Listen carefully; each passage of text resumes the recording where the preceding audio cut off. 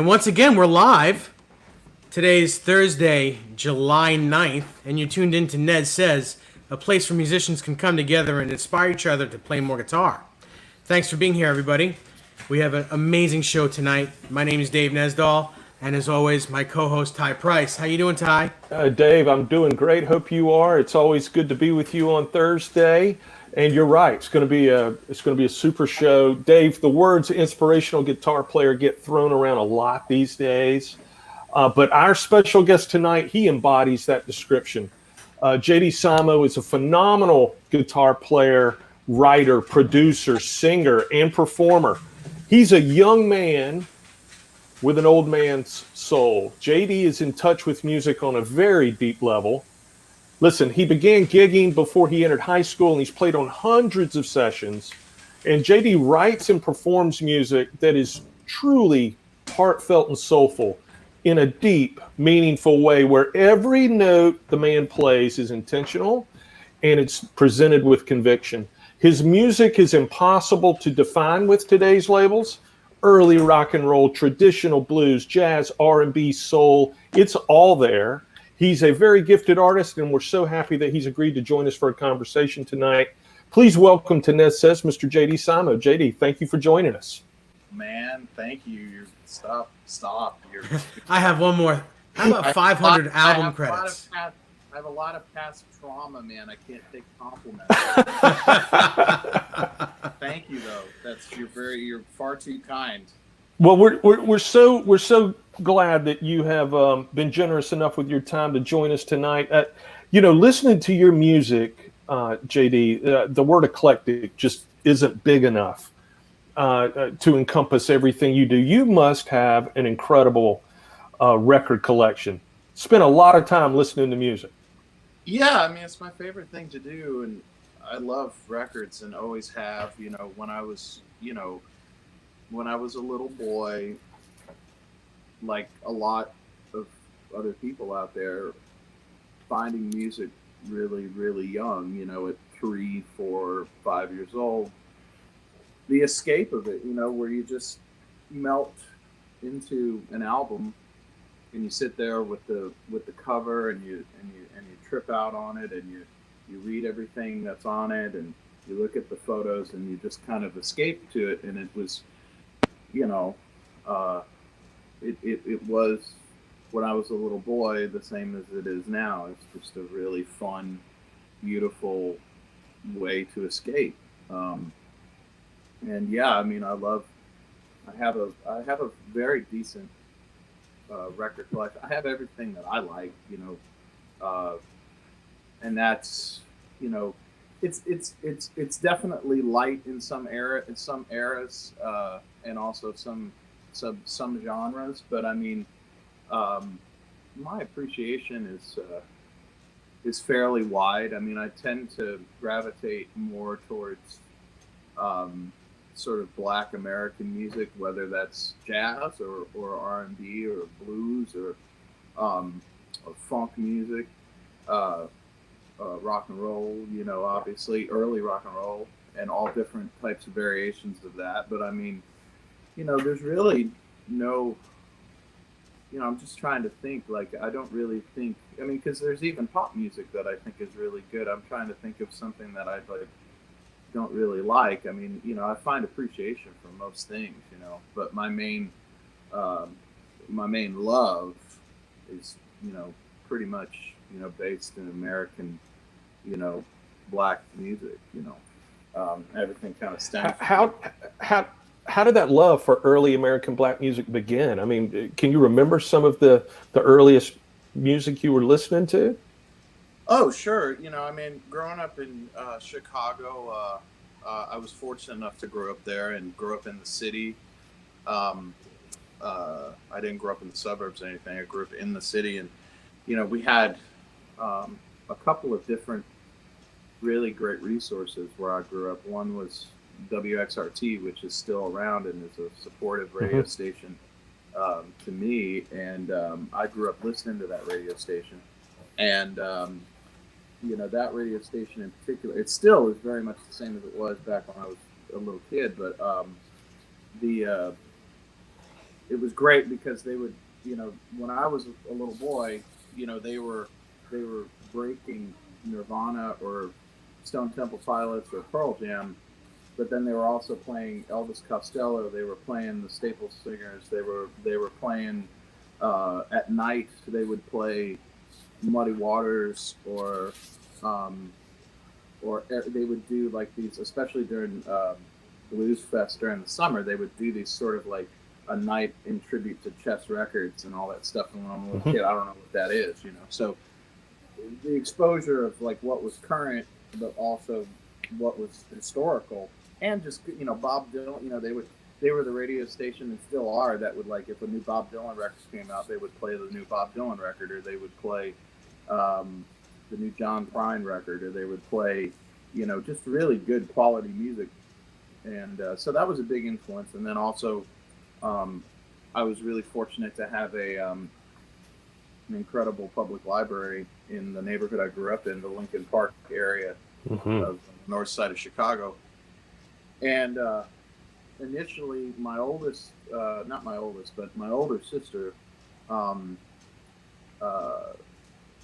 that's another long story. Essentially, my father, I'm from my father's second marriage. My father had 4 other kids in the 60s, 3 girls and a boy, and so they're all my half siblings, and so they're all like 20, at least 20, if not more, years older than I.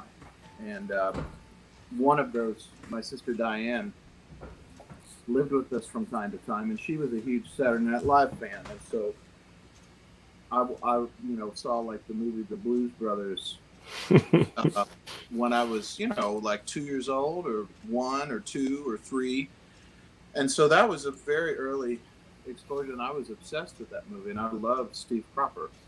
I fell in love with him, and so that was an early thing. And then also I saw Elvis on television. One of whether it was the anniversary of his death or his birthday, whatever it was, right around the same time when I was 3-4 years old, saw him on television and was just mesmerized by him, like generations before me, and equally was really knocked out by Scotty Moore. Sure.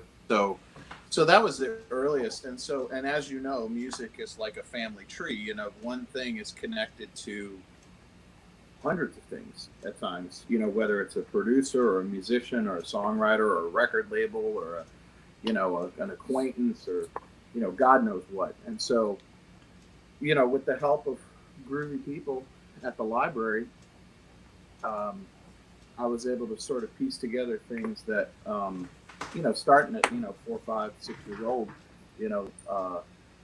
just voraciously intake music, and I could talk for days about it, but that's essentially how it all started. My love of music. And that love of music led you to the guitar at some point. But was the guitar your first instrument, or did you begin somewhere else? No, well, I mean, it wasn't my first choice. I wanted to be a drummer, and my dad told me to go to hell. And, and then I wanted to be a bass player because I loved the Beatles, and and I still do, love Paul. And apparently, friends of my parents or something were like, well, if he wants to play bass, he should learn to play guitar first. And it's not that I didn't like guitar, it's just that I wanted to be a drummer, and then I wanted to be a bass player. And I ended up becoming a guitar player. But I mean, I was, 4 years old when all this happened. So, it wasn't, I knew I wanted to play music or perform or something, And so, but then they got me a guitar, and, I have a fairly obsessive personality. And so, that took care of itself pretty quick. That's cool. So you said you wanted to play bass first. So I have a question: Paul McCartney or James Jamerson? Oh, Jamerson. Jamerson, right because even Paul was influenced by James Jamerson. James Jamerson is the undisputed. I'm just trying to think of he's like Jimi Hendrix or something, or Chuck Berry on guitar. there's only so many people that completely revolutionize the way an instrument is played forever after. That and you can list them on one or two hands on any given instrument, right? Yeah. And Jamerson, with the electric bass, yeah, I mean Jamerson is still unparalleled. I think much like Jimi Hendrix or Chuck Berry or Sure. Miles Davis or John Coltrane or Bob Dylan. I mean, there's only Neil Young. I mean, there's only so many people that can do that. But that's not to take away from Paul. I mean, No. I mean, how many amazing hits? Every one of them. Every one of them. All of them. Yeah, they're Well, the whole library, pretty much. And it's the brilliance of the Beatles cannot be understated in any regard, because I mean it's just like Elvis in that it's like there was nothing like it before and nothing like it since, and everybody was influenced. Even peers were influenced. I mean, it's just there's no, yeah, man, Sure. And the Beatles, unlike Elvis, where it's like with Elvis, you have to kind of excavate the really important stuff out of this long career. The Beatles are just a perfect, it's bookended. It's just like, here's the beginning and here's the end, and there's nothing but they're all A++. They're all unattainable. No other artist in history, I think, can boast something like that. Yeah. Real quick before we go on, let's say hello to everyone in the chat. Dennis Brialt is the first one here. Hello, Dennis. Ty Price. Yep. Will Van Han Solo says JD is the man. Great player. Will, kind soul. Will's a good man. Yeah. Great player. Yeah, we're trying to get him on here as well. Susie Cherry's here.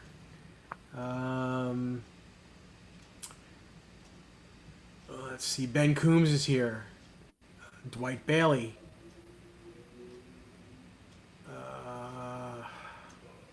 Thomas Santiago, Terry Himes, Papa Blue, Richard Nesdall, my father is here. Hey, Dad. Oh, that's groovy. Matthew Stewart is here. John Beal 5150 from the Johnny Bean Saturday Night Show. Actually, it's the John Beal 5150 show. Let's see. Groovy, man. Yeah, we got some. Eduardo Marino Porto. Good evening, everybody. What else? Who else do we have? Frank Corcoran is here. Let's see. Mitch Heyman is here. Guitar Man 45 is here. Blackjack Guitar Nut is here. Charlie S is here. Sylvesterado is here. And the rest. Right now we have 34 people watching and we have more people coming in. Everybody say hello to JD. So JD, you started performing at a really young age and got a lot of performance experience way before most of us did. So you had to have had a supportive household, supportive parents that were behind you in this pursuit. Oh, sure, absolutely. Because I mean, I think the first time I ever performed, actually somebody asked me last week on my live stream about what was my first paid gig, and I hadn't thought about it in a really long time. And it was at a casino playing Elvis songs, and I was 6. Wow. And I remember, I think my mom saved the check or something like that. But yeah, no, they were incredibly supportive, and the first several years there, it's just kind of, by the very nature of it, it's just all about novelty. It's a little kid who wants to get up and do shows, and I would hold my family captive and put shows on for the family, when I was, 6, 7, 8 years old. And, eventually it was one of those things where it's like, all right, start taking me out, letting me sit in with people and going into bars and clubs. And, eventually, starting to play in bands, and started to play regularly, and by the time I was 12 or 13, I was playing professionally, like playing all the time, making money, and started touring when I was, about 13, and then, when I was 15, about to be 16, is when I dropped out of school and went on the road full time, and that that lasted the rest of my teens until I moved to Nashville right before I turned 21, and so yeah, it all kind of runs together, but it's just kind of, just like anything, it's just one thing leads to another, leads to another, leads to another, and the earlier you start, the quicker you get certain places, JD, when you're a teenager and you're out performing and you're playing, there's so much music going on at that time. Yeah. Radio is still a big deal. Yeah. People are still listening to music and engaging. Were you still always into, for lack of a better word, older music, more roots type music? Did I guess what I'm asking is, did your preference in music fly in the face of what was popular at the time? To a certain extent. I mean, it just depends. What was the trend? I guess you would mean probably like what was like mainstream popular, Right. Yeah. Mainstream. Because that's the thing is, like, throughout my whole life, there's been incredible music, and there is incredible music now that I love just as much as stuff from 50 or 60 years ago or something. But yeah, sure. I mean, when I was a little kid, first learning to play, early 90s, I loved the Red Hot Chili Peppers, and I loved Nirvana, and I loved Pearl Jam and Stone Temple Pilots and all that. Later on in the 90s, the growing trend of what was popular moved farther away, it kind of moved into the boy group era of NSYNC and the Backstreet Boys and all that kind of stuff. And certain types of rock bands that I just didn't really care for, that kind of came in the late 90s and early 2000s. But then, in the, around 04, 05, there's this movement where, Amy Winehouse comes out and exposes the Dap Kings to millions and millions of people. And then you have this flush of things right around that time, Norah Jones and Joss Stone and stuff like that, which I think is cool. And the same, so no, I mean, my tastes have always been, firmly rooted, but not necessarily always looking in the rearview mirror, Right. Well, what about playing wise? The influences. Were you still gathering influences from everything you were listening to, or? Oh, sure, yeah, Okay. man. That's what we all are. I mean, we're every one of us is an amalgam of all the things we've been exposed to. Just like, as we're children, we learn through osmosis, like how to behave and how to talk by what our environment is, like musically, we're very much the same. And I think that people discount that. I talk to people all the time about the importance of, you are what you eat, both physically and musically. Like, if all you listen to is one specific type of thing, then that's what you're going to be. It's really important, to have a balanced diet musically, because not necessarily that you're going to be a classical musician or you're going to be a jazz musician, or, it doesn't have to be your main bag, but it's important to expose yourself to as much as possible, because then that all goes in your subconscious and swirls around, and if it's good and it's quality, it's going to come out in some form or fashion. And that's really important, and I think that, nowadays, because algorithms make it more possible for us to sort of only access the specific finite things that we have like purchased or viewed. Um, it makes it harder for us to kind of break out of that bubble and be exposed to things that we might also like, you know. And that's the beauty of music. Music is so communal that, you know, it's not changed the way that we're turned on to hip music. You're turned on by an individual usually. It just used to be where a disc jockey that was cool, or a person at the music store that you're buying guitar strings from who's cool told you about something, or somebody at the record store said, hey, I know you dig this and this, you should check this out. You know, it used to be that. Now it's like people that you think are cool, you follow them on Instagram or Twitter, and okay, well, you know, they dig this artist or they think this record's good or something like that, and then you can go check it out. It's both the easiest it's ever been, and in certain ways the most difficult. You know, it takes effort. You know, that's the thing, is it takes effort. It's like just like working out, which I'm a terrible example of, but nonetheless, you know, it's the same premise. Is there a style of music that you don't necessarily like, or that doesn't resonate with you? I was trying to think about that a few minutes ago. I don't, not necessarily, and I can say that pretty confidently. There may be things within certain genres of music that I personally wouldn't prefer, but I can't really write out one specific type of music that I don't at least have some peripheral knowledge of. You know, there's certain holes in my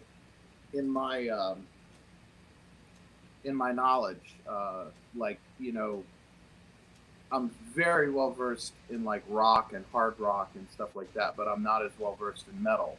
I am, but not nearly as much as others. With world music, I'm very well versed in like African music, but I'm still kind of a novice when it comes to Cuban music. My exposure's been relatively small.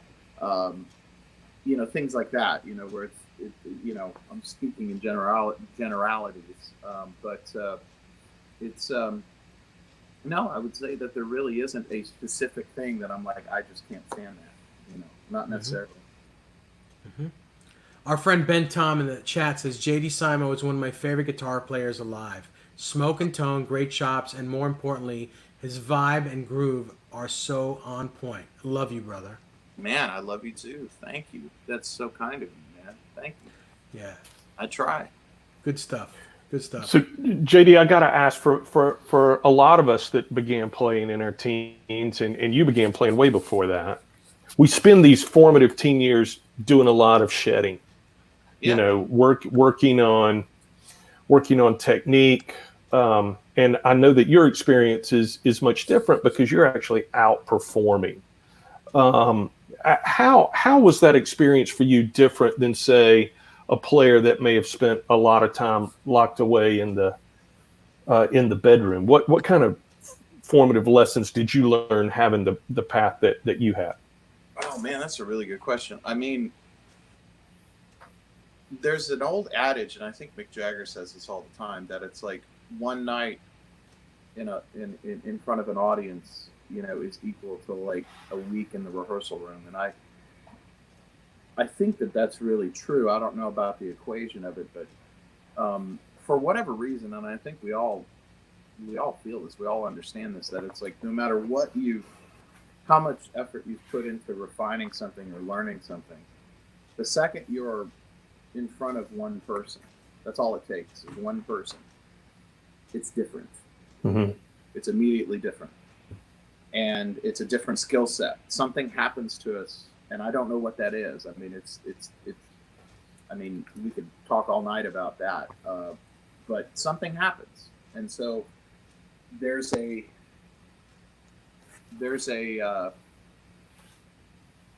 some lessons. I mean, there's tons of them. I mean, you know, how you deal with fear, I think, is the overall, the big bubble of it all. Okay, how you personally deal with fear. Okay, Mhm. because that's essentially the nucleus of where all anxiety and all choking and all this kind of stuff comes from. It's just the fear of looking foolish, the fear of failure. And the irony of that being is that the only way for us to grow is to fail. There's no way that we can get better at anything in our lives unless we fail a couple of times and learn something from it, and then take that and refine it and try it again, and get better at it over time. There's no, one of the big jokes amongst sort of me and my peers that I'm really good friends with is, everybody wants to believe that there's like sort of a golden ticket. There's a lottery ticket. There's a secret, and there isn't. The answer is, doing the work. Always. I think it's more lost on people nowadays because all we're used to being sort of exposed to is everybody's greatest hits reels on their social media and all this other kind of stuff. And so it's like we only ever really see people's successes or failures disguised as successes, however you want to look at it. Yep. And and so therefore it creates all this kind of discouraging, this kind of more of an emphasis of making ourselves feel like we need to compare ourselves and everything that we do to anything and everything around us. And it's like it's and that's bad. It's bad for humanity, but it's especially in the context of being a musician, it's horrible because you have to crawl before you can walk. And so for me, being a young person, I was too young to be afraid. I was too young to feel like it was something I couldn't do. I was beautifully naive. The older I got, the more all that normal stuff that we all think and all feel starts to creep in. But it's like at that point, I'd already had, however many years of doing it, So that was a huge, benefit on my part. But, that's really the only, we all go through the same thing. That's the thing. I guess that's the point I'm trying to make. Yeah. That may have had a leg up and did, but it's like everybody's path, while it's completely different, is completely the same because we all experience the same things, Mm-hmm. That's tremendous insight. I mean, I even took a couple of notes when you were talking about that, and we've got a few responses in the chat. I mean, Ben Tom says you got to fail forward, and you're right. I mean, that's where the growth, that's where it really happens, right? I mean, anything. I mean, that's the thing. It's the 10,000 hour thing is absolutely true for anything and everything. Mm-hmm. And even more than 10,000 hours. Mm-hmm. Oh yeah. There are some people that with 10,000 hours, they're not even there yet. Well, no, but I mean, but that's also, I mean, you can apply this to everything in life. I mean, it's like the journey's never done until it's done. Yeah. Until we're dead, and so it's like, and then it just changes, and we turn into whatever is next. Yeah. And it's so if you're passionately curious and you are just fascinated with how to do things that you couldn't do, that's the key, because it's just, you just keep moving forward, and one thing leads to another. It becomes providential. An old friend of mine used to say that all the time. Providential. That's the key. Yeah. Will Van Hansel asks a question. He says, "Who's been your greatest mentor from a musical standpoint, either playing wise or a life lesson that shaped musical development?" Man, that's a great question, Will. Well, I would probably. Okay, so in my life personally, like, who has been a mentor to me that, like, I am I have a relationship with, and all this stuff. With Don Kelly, I was in a band here in Nashville. The band David that you saw me with. Yeah. The band leader. I was in his band for 5 or 6 years, and he completely changed my life for the better. Um, I learned a lot from Don. Good and bad, but it was like he's been to many before me in that band. Um, he was, he kicked my ass and he refined me and got me ready to do everything that I've done since. And I'll take all that with me the rest of my life. Now, musically, I would probably have to say that, I probably go back to the ethos of Miles Davis probably more than any other musician, just because he had so much wisdom. Seems like everything he said, uh, especially to his musicians, um, was incredibly profound. So I go back to Miles all the time for as a person I never met, who obviously his music, but it's just his being, his ethos, his the stories about him, all that kind of stuff. I mean, it's just a reoccurring, always is continuously flowing. Mm-hmm. Yeah. So speaking of Don Kelly, first of all, when I first saw you in 2008,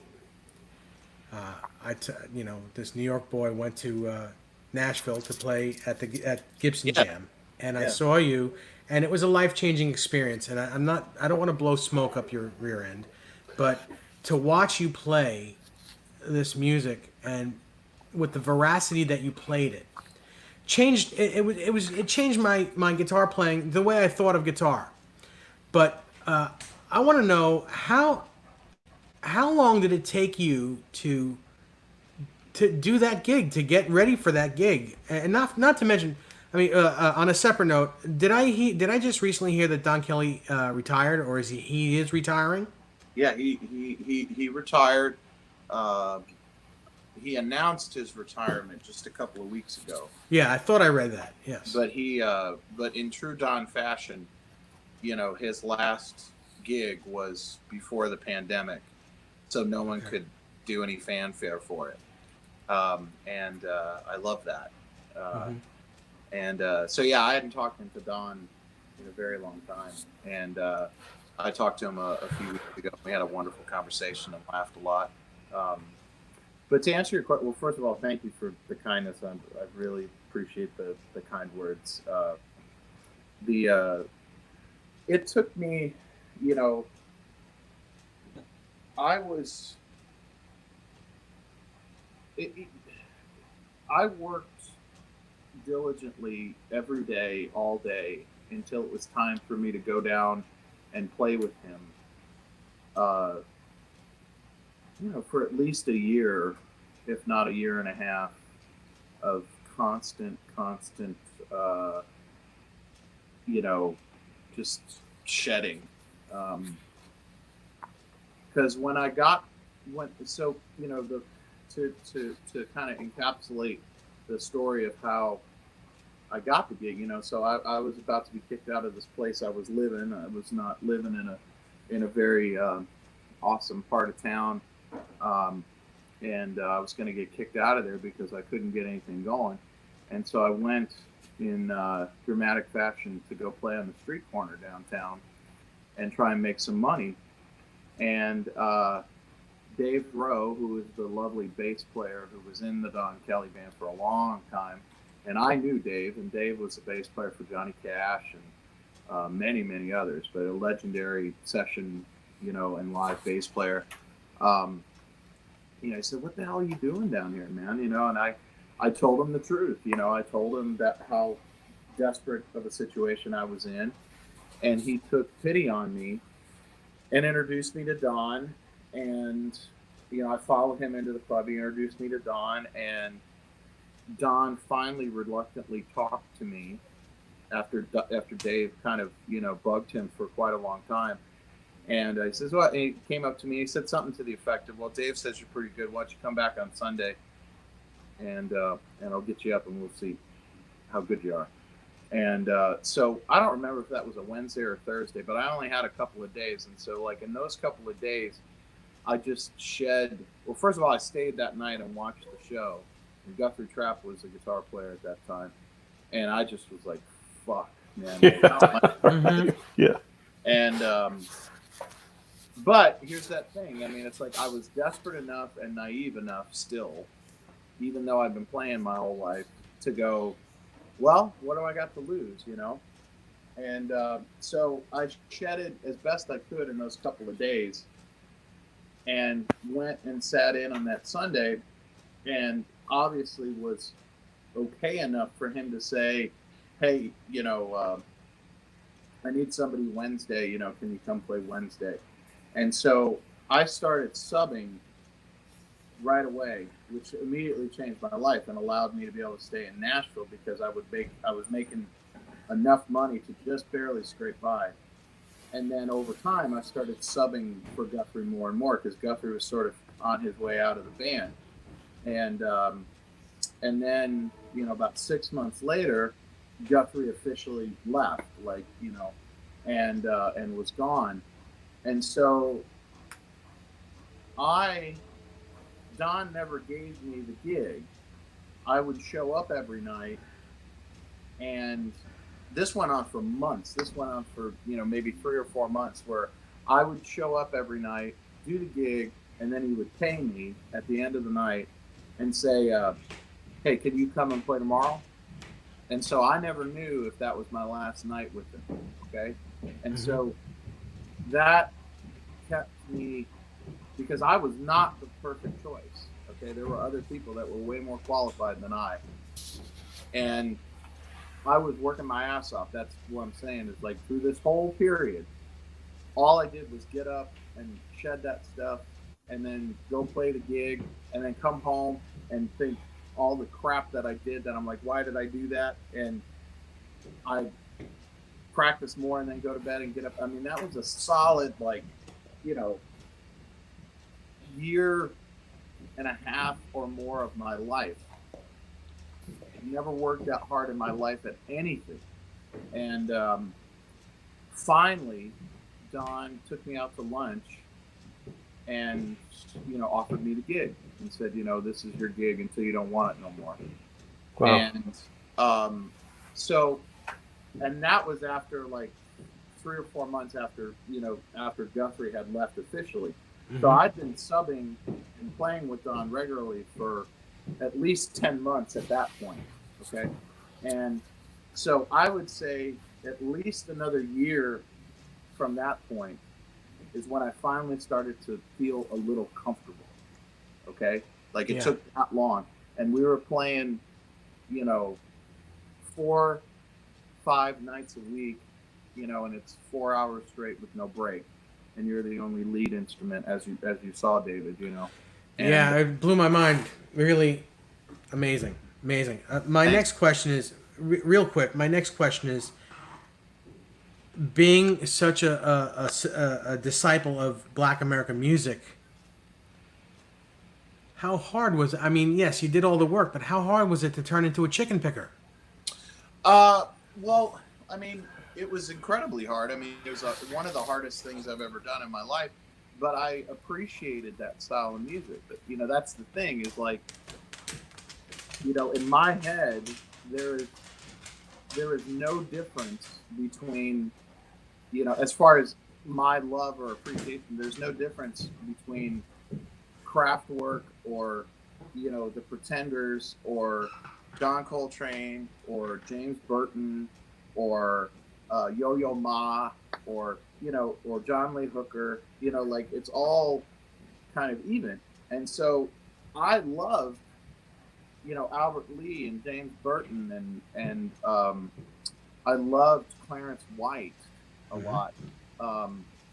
And I appreciated the heritage of country music and the great artists. I love, you know, George Jones and Merle Haggard and, Loretta Lynn and Hank Williams and Lefty Frizzell and Ray Price and Little Jimmy Dickens and I love bluegrass. I love Bill Monroe, and I love Tony Rice, and I love all these things. So it was incredibly difficult. But my I had points of reference. It was just immersing myself in it and dissecting it like any other thing that I love.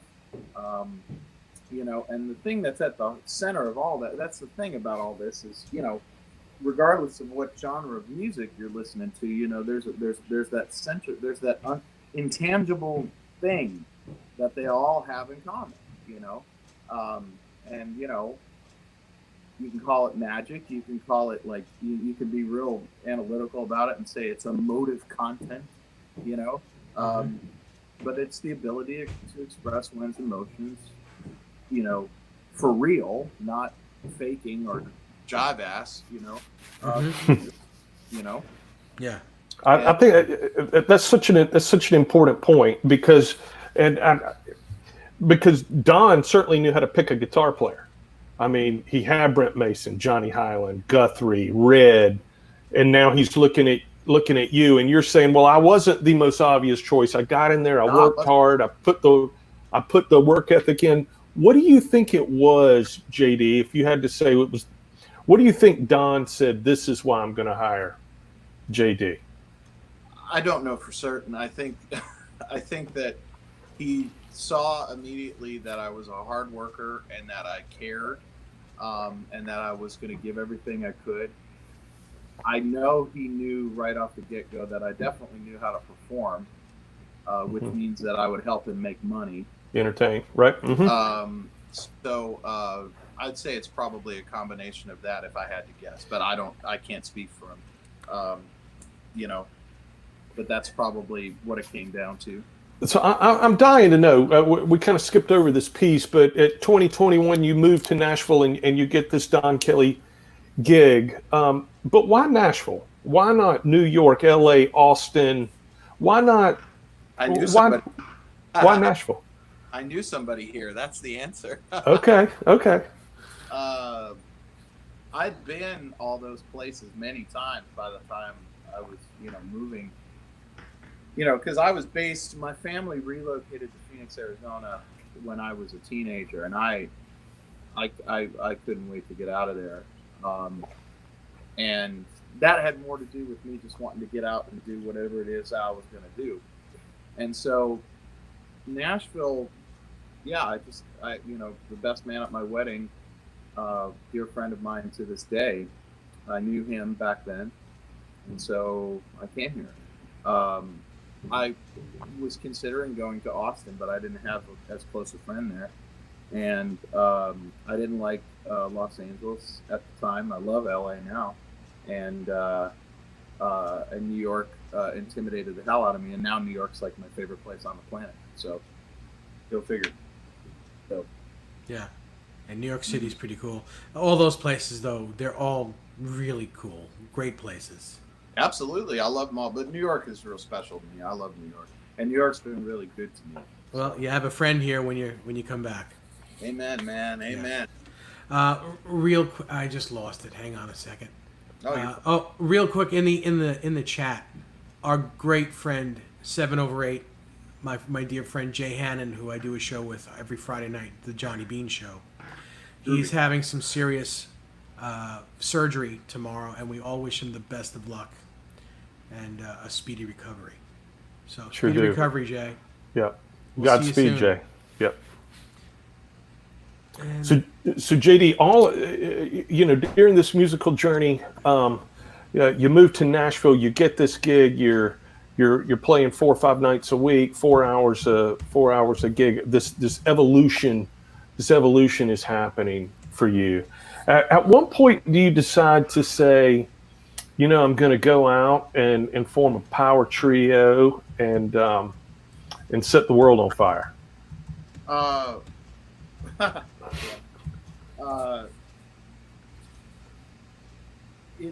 It really came down to, by the time I was 25 or so, I had all these things that I didn't set out to like have. Okay, like I just moved to Nashville because it seemed like, okay, that's a place I could go and maybe make a go of this, whatever that would mean. And I mean, I had a blow-up bed from Walmart and a suitcase of clothes, and I didn't have anything, and so fast forward a few years, it's like I started playing with Don, making good money with Don. I start doing like small sessions at first because that's how it starts, and then small sessions turn into slightly better sessions, slightly better sessions, slightly better sessions. And then all of a sudden, I start playing on like regular publishing work for Warner Brothers and Universal, and playing on people's records and doing masters and all that. And it's like it just all kind of gradually happens, like one step at a time. And so fast forward 3-4 years, all of a sudden I've got this like beautiful house and a mortgage and this very adult life, which I'm still very grateful for. But I had a realization one day. I tell this story from time to time, but I was sessions in Nashville are delineated from we call them 10-2, 6-10, like they're broken up into 3-hour sessions for the unions. And so I had a 10, because I played with Don at 6 o'clock at night, I would do 10s and 2s. I didn't do 6s unless it was like really high pay and really important. I wouldn't work then because I'd go work with Don. And so it was very common for me at a certain point to do, to get up at 8:30 in the morning and go do a 10 o'clock and a 2 o'clock session, and then go play with Don until 10 o'clock at night. And that was, that was my day. And which, is a dream. I mean, that's a dream come true, but I found myself really, really burnt out. I was driving home. So to finish the story I started telling, like I remember that like I was driving home because my 2 o'clock session got done really early, and I had enough time to go home before I went to Don's gig, which I was all excited about. Like, oh man, I'm gonna have a couple hours to myself. I'm gonna chill out before I gotta go play with Don. And I was in the car and I was listening to, I was driving home and I was listening to NPR, and I stopped at a red light, and I like looked at the radio, and I just like thought to myself, like, I was trying to remember, like, when's the last time I actually listened to music? And I couldn't fucking remember. Right? And I was like, oh my God, like music has become a job. Like this thing that I lived and breathed for has become a job. And I don't view it the same way. I don't have the same relationship with it.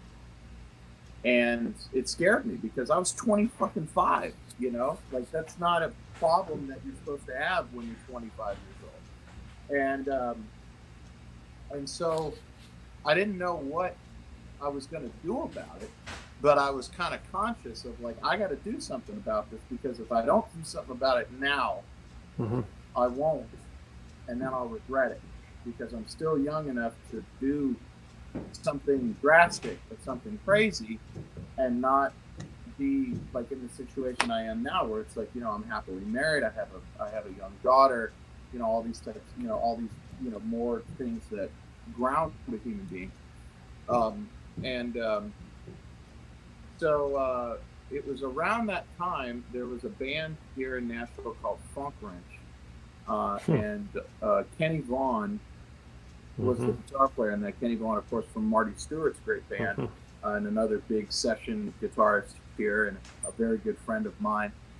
But he had this experimental trio called Funk Wrench, and I was a huge fan of that band, a huge fan, because they played, basically, it was like, guitar, bass, and drums, but they would get together at these funky musician venues here in town, which are kind of going away now, even pre-pandemic. Like, the town has changed, but there used to be these little places that all the musicians would hang out.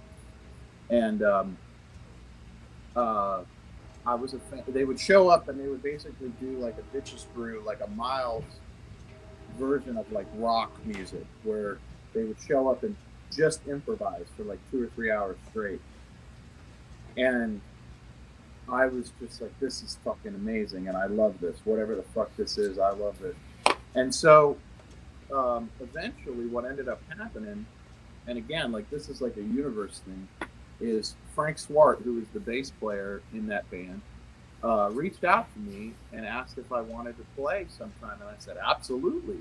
And so we went and did a gig like that. He booked a gig for us, and we all showed up, and we freely improvised together for hours in front of an audience. And it was right then that I was like, well, I don't know how we're going to do this or what we're going to do with it, but this is what I want to do. And these are the guys I want to do it with.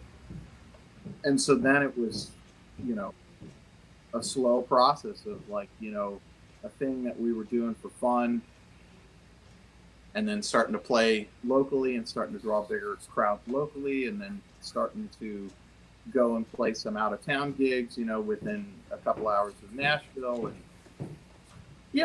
and then all the other things that follow, eventually getting management and signing record deals and putting records out and touring all over the country and touring all over the world and all that kind of stuff. It's like a very gradual, like, one little step leads to the next, but that was how the whole thing started, and the reason for it.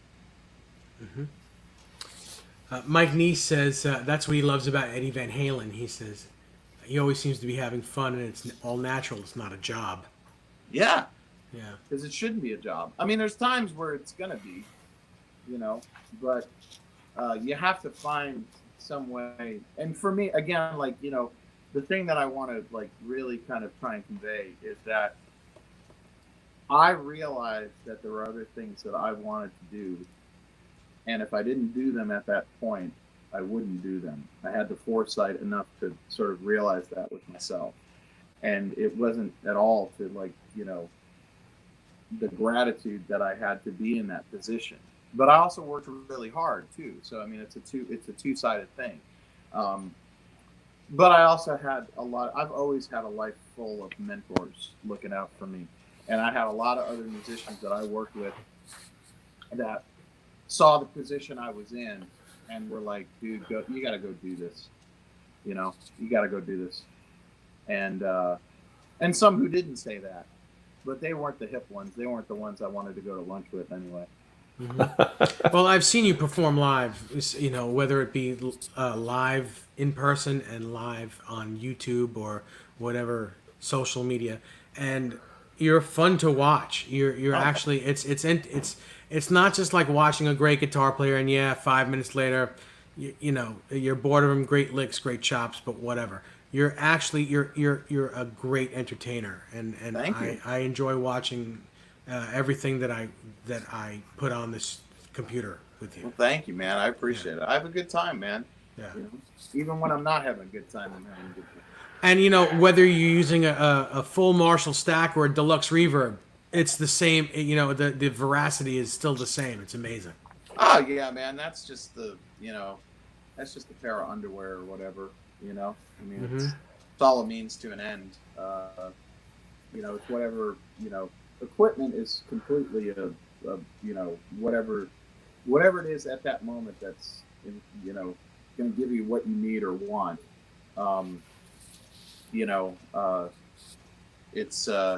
It's not the reason, And I've had a lot of fun. I've gone through lots of different phases with it, and that's what it's good for. It's good for sparking your creative muse. That's a really interesting perspective, because I think oftentimes guitar players can get on the hamster wheel of gear. I've done it. I've gone way obsessive and like come out the other end of it like feeling like having learned a ton. I've learned tons and tons of minutia and know lots about specific things. But again, it's like it just kind of like at a certain point, it was like I have to let go of this because the thing that I love is freaking making music and playing music, and it's like this other thing is blocking me from being able to Right. It can be experience it it can inhibit you. Yeah. big time, man, big Yeah. time. Because it's like whatever, like it's like whatever you got to do to like shut the fucking voices up in your head, you know? Because you have to just like channel, you have to like let go, you have to surrender, and yeah, it's like you got one voice back here going, oh man, I wish I'd put those other strings on. And you got this other voice right here going, oh man, the V1 tube, it's not as microphonic as I'd like it. And back here is, oh man, I don't like this fuzz tone. I wish I was using this other one, and all this kind of stuff. And it's like, how can you like let go and play music of the gods? Like if all those voices are going on, so you have to kind of shut them up somehow. That's funny such good advice. everything that you just said has happened to me, and I'm laughing inside right now because it's like, duh, yeah. Why Yeah, worry but I about mean, that but stuff? we all Because go it's through going to be what it's going to be. The thing to do is make the music. Make the Yeah, and music. it's like- Don't and worry that's about why- what's happening around you. Yeah, and I think and also again, like I've had some really great mentors, like you know, like a guy like Jimmy Vaughn, for example. He shows up and plays, for the most part, plays a Mexican strat, and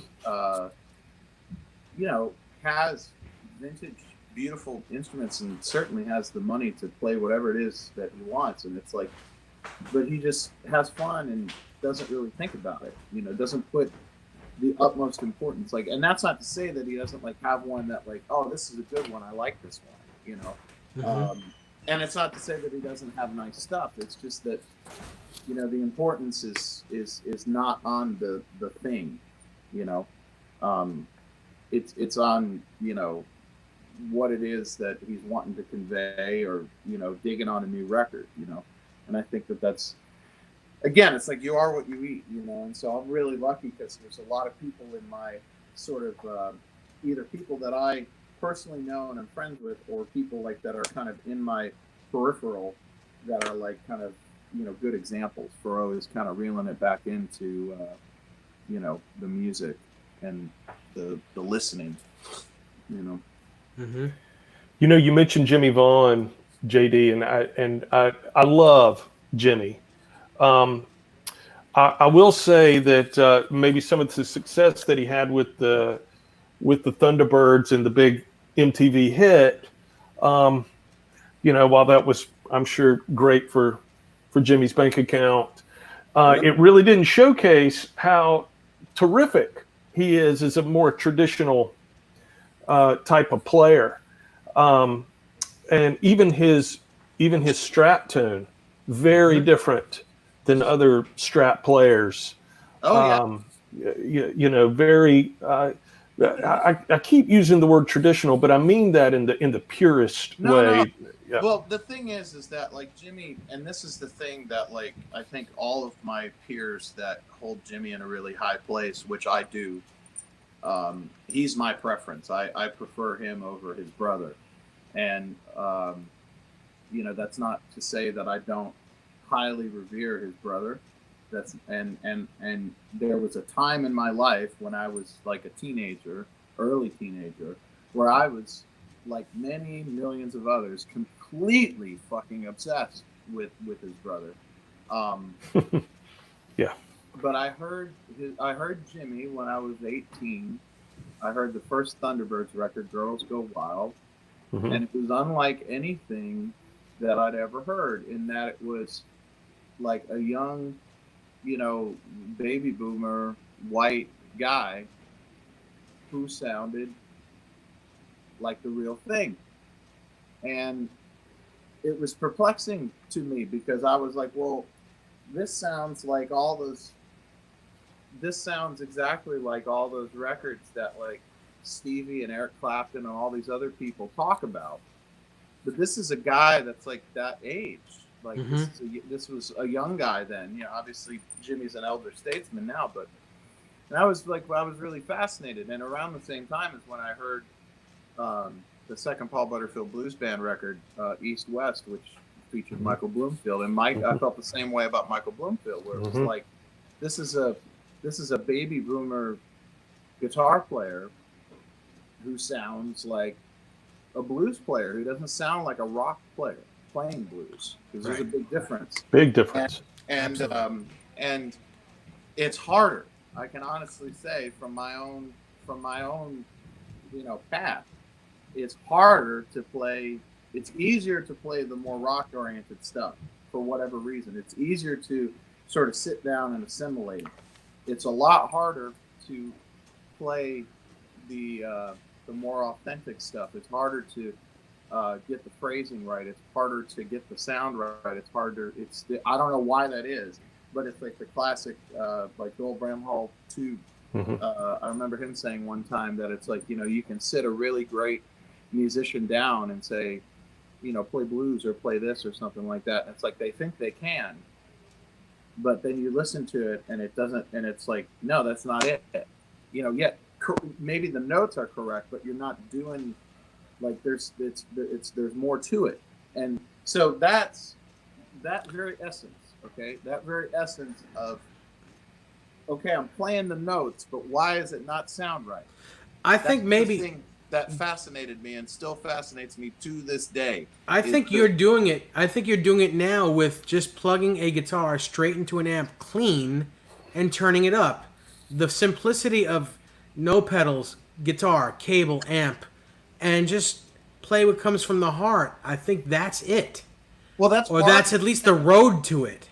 That it is, and it's a discipline to the sort of like getting inside the music. It's and it's tough because it's like there's a difference between sort of dissecting music on like a scientific level of like, this is the exact type of microphone that they use. This is the exact type of exact type of amp he used. This is what color underwear he was wearing. There's like a scientific approach, and then there's like the sort of like, okay, well, all right, who was this person's heroes? Like, who was he listening to? What did he dig? Okay, who did he learn from? Oh, okay, so he digs that guy. That's where he got that little, whatever from. Okay, and it's like, it's applying the sort of studiousness to the right element. That's really the thing, because we can all get, and it's fun to do. That's the other thing. It's just like to get kind of like stuck in the minutia and the details. It's fun. Like if you dig learning and you dig like, excavating, it's fun. But when it comes to music, it's like you gotta like be focused on the right aspects. And to me, it's always about sort of trying to understand the musical makeup of why someone's doing something and like what influenced them, because then you can sort of more easily kind of get inside the music rather than copying it, and the thing is that in the world that we live in today, it's never been easier to excavate really obscure shit, because 20 years ago, 25 years ago, you could you'd have to go to a library and like try and find interviews with people, and then you'd have to, if you got a couple of names, okay, good luck finding specific albums or records or songs or something that were literally going to be the right context, to what it is that you're kind of trying to discover. And then it's like, oh, where can I find this really obscure record? And I got to mail, or I got to find a bootleg somewhere or something like that. It was so hard. Now you can just go on Spotify or go on YouTube, and you can type something in and you'll get a million things back. And it's like you can quickly kind of go through. And so for me, that's really fun, because it's like I can, on a daily basis, do that, as well as being hip to more modern music and stuff that I love that's current and contemporary. But from the studiousness, it's incredible, because you can just, it's all right there. Yeah. So JD, I've got to ask, when you listen to that "Girl Go Wild" record, what do you hear from Jimmy? I What influences do you hear in his playing on that record? I hear a lot of early BB Early King, baby. P, Yeah. pre vibrato BB, Yep. Yep. 50s era BB. Mm-hmm. I hear early Buddy Guy.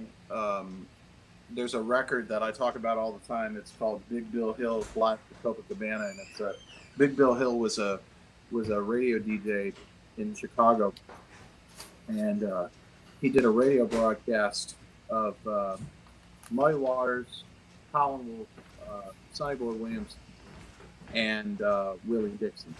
And Buddy was the lead guitar player for all of them. And it was the first big thing Buddy ever did when he moved to Chicago. This is like 1960, 1961. And this record, not only did the Vaughan brothers have it, but that's also the first record Clapton ever heard Buddy Guy on. Because it was released under two different names, two different album covers here and over in Europe. And it's a very obscure record to find. But when you hear that record, it's the best Buddy Guy record that exists. Is that the one with "I Love the Woman" on it? No. It starts off with this sort of jump instrumental, and then it goes into "Wee Wee Baby," which is an old Jimmy Reed song, and Muddy's singing that. Mm-hmm. And I'll send you, when we get off this, I'll send you a link to it. Yeah, I'd love to see it. I'd love to hear it. Because it's a fantastic, but anyway, the point being is there's a lot of that, like Buddy's playing on that specific record. There's a lot of that in Jimmy. And then there's a decent amount of Freddie King. And there's some other stuff. There's some rather obscure kind of Louisiana guys that Guitar Gable is a guy from Louisiana that I know Jimmy really liked. And now that I've listened to some of that from, there's a label in, in the 50s, you had Chess Records in Chicago, you had Sun Records in Memphis, and then down in Louisiana, you had Excello Records. And Excello was, as you would imagine, swampier, weirder. It sort of sounds like haunted house music is what I always call it. And they had artists, their most notable artists were guys like Lightning Slim, and a guy named Lightning Slim who's really great. And Slim Harpo was probably the most famous, who obviously the Rolling Stones covered one of his songs on Exile on Main Street. Mm-hmm. But in any rate, I know Jimmy was really into the Excello stuff, so there's definitely Guitar Gable is a pretty obscure person from Excello, but I can hear that. That I think pretty much kind of that early version of Jimmy, all that stuff, and then he evolved over time, and now he's kind of this beautiful amalgam of Eddie Taylor and Jimmy Rogers, who was Muddy Waters' first guitar player in the late 40s actually, and also guys like Clarence Gatemouth Brown and Johnny Guitar Watson, people like that. Mm-hmm. Mm-hmm. You covered a Slim Harpo song as well, right? On Off at 11? Yeah. Yeah, I did. I love Slim Harpo, and I just love the music of Excello in particular is another thing that I just really love. I really, there once was a time when record labels had a sound, whether it was Motown or mm-hmm. Stax or Chess or whatever. And there's I love all that. Nowadays there's labels like Daptone and Penrose and Coal Mine and Timian, and there's labels that are still like that, but it's not as prevalent as it once was. Mm-hmm. Where if you got one record, you'd love everything on their catalog. Yeah. Will Van Hensel says, and I agree with this because I've seen it. Everyone, after this video, everyone needs to watch J D Simo live at Pace Studios from 2019 with the Blue Gibson ES355. Well, thank The you. trio is incredible. Thank you. That was a fun show. I love the people at Pace. They're great people, man. They support all the music that I dig. Put it that way. So. Yeah, I saw that. I saw that show as well. I mean, you may have opened that show with a Slim Harpo number. I don't remember now, but Yeah. I mean, I was definitely probably playing more stuff off of 11 because it was just coming out. We were there to promote that record. Mhm. But yeah. But that's such an honest. I'm glad Will brought that up in the chat. It's an honest, really kind of review of how you've evolved as an artist, JD. In that, to Dave's earlier point, that maybe some guitar players, some gearheads may look at you very much as a minimalist. In that, here's my guitar, here's my cable, there's my amp. I'm going to turn it up. I'm going to put a slide on this finger, and here I go. And it's so powerful with all of that other you prove you don't need all of that other stuff, right? Well, I don't think anybody does. I think that it's because I do use some stuff. I like wah-wah pedals. I love fuzz tones, and I'm really into tape echo at the moment. And I've experimented. The last tour that we did right before the pandemic hit, I actually built a pedal board with what's that thing called? I had a bunch of weird things on it because I was experimenting. Because I go through phases where I want to experiment with stuff. Mm-hmm. And what was that thing? Oh, not a bit crusher, but it was I'll think of it in a minute. Like a ring modulator? Yeah. I had a ring mod with like a Jeff Beck thing. I had a ring mod with an expression pedal, and I had a couple other weird things like that I was really having fun manipulating in improvisations and using in weird ways every night. And I go through those phases every once in a while.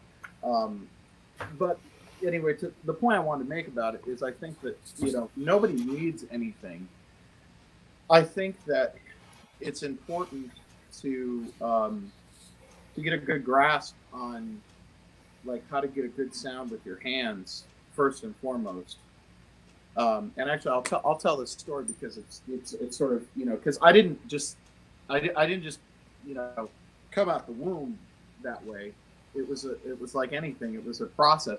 When I started playing with Don Kelly, I had a big pedal board like anybody else, and I had a big boutique amp and all this stuff, and over time, it got small. Like the pedal board, first of all, the amp changed, and I got into old amps and got into the Fenders and everything else, Foxes, Marshalls. Now I'm into old Ampegs. It just older amps in particular. And with Don Kelly, I settled on deluxe reverbs because it just was the perfect thing for that gig, and it just did everything I needed it to do. Mm-hmm. But with pedals, I started with a big board just like anybody else, with boosters and compressors and multiple drives and just all of the normal what anyone else would have. And it got smaller and smaller and smaller and smaller and smaller. And then finally, I for a few months had an old Electro Harmonix Memory Man that I had sitting on top of the amp, and I just used that as the only effect for a few months. And then finally one night I was just like, tonight's the night. I'm just gonna use nothing and see how it feels, and see how it sounds. And immediately it was harder, under my hands. Okay, it was harder because I was sort of using the Electro Harmonix delay to sort of hit the front end of the amp a little bit, and it was also giving me that extra sort of delay thing cushion to sort of have a little bit of talent booster, if you will. Yeah. Not as naked feeling. So, but the thing is that it sounded like what I wanted it to sound like. Okay, but it was harder for my hands. It was harder. I was not as consistent. Okay. But the thing is I was like, well, it sounds like I want it to sound though. Finally, it sounds like I've always wanted it to sound. And so I just stuck with it because I was like, well, like anything, in a few nights, I'll get used to it. And I did, those nights were, probably not as fun as other nights, but I got through it. And then, sort of like developed the muscle memory and like refined my hand strength to where it wasn't a problem. And so I've kind of stayed there ever since. And the thing is that like, now, like ever since that day, it's like if I want to use effects, I can use them to kind of color and be creative and do, whatever they're sort of meant to do. I'm not using them to sort of make up for what I'm missing, and I didn't realize that until I went through it myself, and so that's that's my kind of viewpoint when it comes to that. I think that if everybody would sort of wean themselves off so that then they can sort of reintroduce them back, because they're not a bad thing. And, I look at people like David Gilmour, I look at people like Jimi Hendrix, or, I look at people like John Frusciante. I think there's people that have brilliantly used effects in a really creative, awesome way to create textures and to make the music better, But I think if you take all that away from everyone I just mentioned, they got great sounding hands. Like they can get a tone out of an instrument, and I think that's important, Yeah. And like anything, it takes a minute. Yeah, you mentioned John Frusciante. Yeah. I'm not the biggest Red Hot Chili Peppers fan, but his guitar playing in its simplicity is amazing because you actually hear what the guitar sounds like. You hear what it sounds like off his fingers, the fingers off the fretboard. He's a really gifted. I'm not that. It's funny because it's like I love the Red Hot Chili Peppers because of him. I don't necessarily care for the other guys in the band that much, but Yeah. I love John. I think John is just one of the most creative, guitarists of the last 30 years. And all one needs to do is, look at the records that the Chili Peppers have made without him, and it's like, well, evidently he's bringing something pretty special to the table because the body of work speaks for itself. I'm just glad he's back in the band. Yeah, I know. Me too. I'm excited to see what they're going to do because I have a lot of artistic respect for John, and I also really love his solo records. Imperium from me too. That's a fucking amazing record, man. And talk about freaking unique and special. Woo! Good God. Yeah. Very creative, incredible sense of rhythm. A lot of magic in his right hand. You're right. Doesn't get enough accolades for everything he brings to the instrument. Mm-hmm. Awesome, man. I love him. He's one of my favorites. There's a lot of them though. So JD, you made some great records with the trio under Simo, and then you immediately come back and before we know it, you're doing a blues record with a Stratocaster and keeping everybody guessing as to what's happening next. But it's a different type of record. And again, kind of back to the point about how musically you continue to just grow and evolve and then share all of those and you continue to share that journey with the audience. What happens with you with playing in a rock trio with the 335 and the Marshall and then moving to something, say, a Stratocaster and a Super Reverb and making a blues record? I just wanted to give it a go. I mean, I just like all different types of things, and I just do what I'm into at the time, and hope other people will like it. And over the last sort of 2 years, in particular, it's been really helpful to me. The people that I'm working with at the label that I'm with now, and also my current management, because I've always kind of felt the need to sort of pick a lane. Like, if I'm gonna make a blues record, I'm gonna make a blues record. If I'm gonna make a rock record, I'm gonna make a rock record. And they've been very supportive as sort of being like, well, you don't have to like, you can do all of it, And actually, that kind of goes back to a conversation I had with Phil Lesh, who I have a relationship with from the Grateful Dead.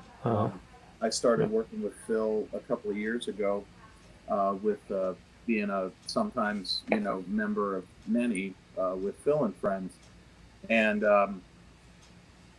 because I was really sort of when I first met Phil and first started working with him, I was really painting over that of like, well, I really want to make like a traditional blues record, but I also really love improvising, and I really like soul music, and I really like funk, and I like I like out jazz, and I like psychedelic music, all this stuff.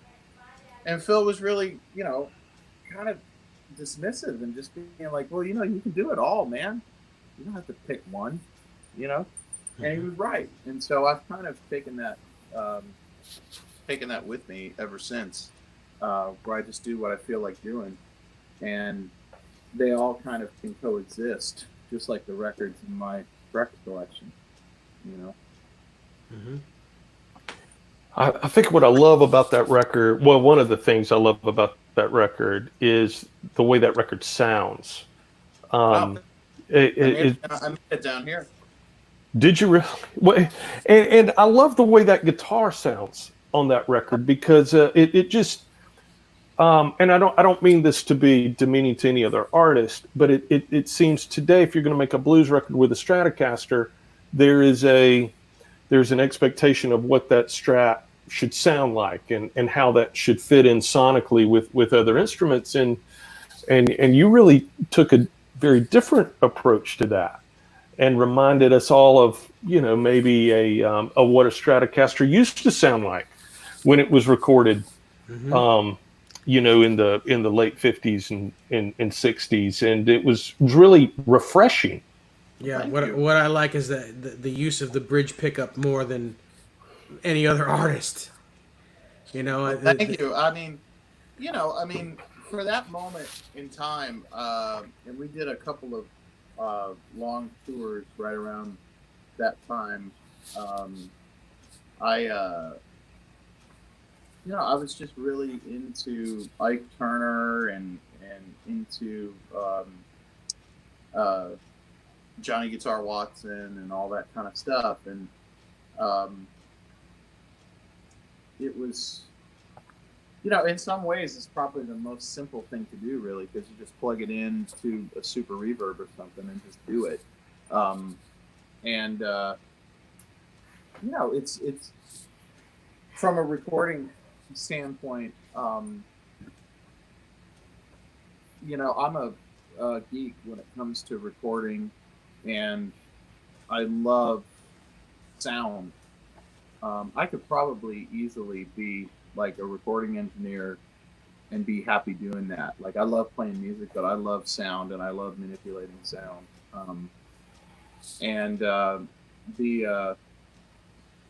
It's just fun. It's a nice challenge where it's like, I want to try and learn how to get that kind of sound, and then I invariably, it's like I do it, and then it's like, all right, I've done it. Now I want to do something else. Ben Tom asked if you can tell us anything about that Silvertone guitar that you're using lately. Sure. It's right here, laying on the ground. It's this old, I think they call it a 1446, and it's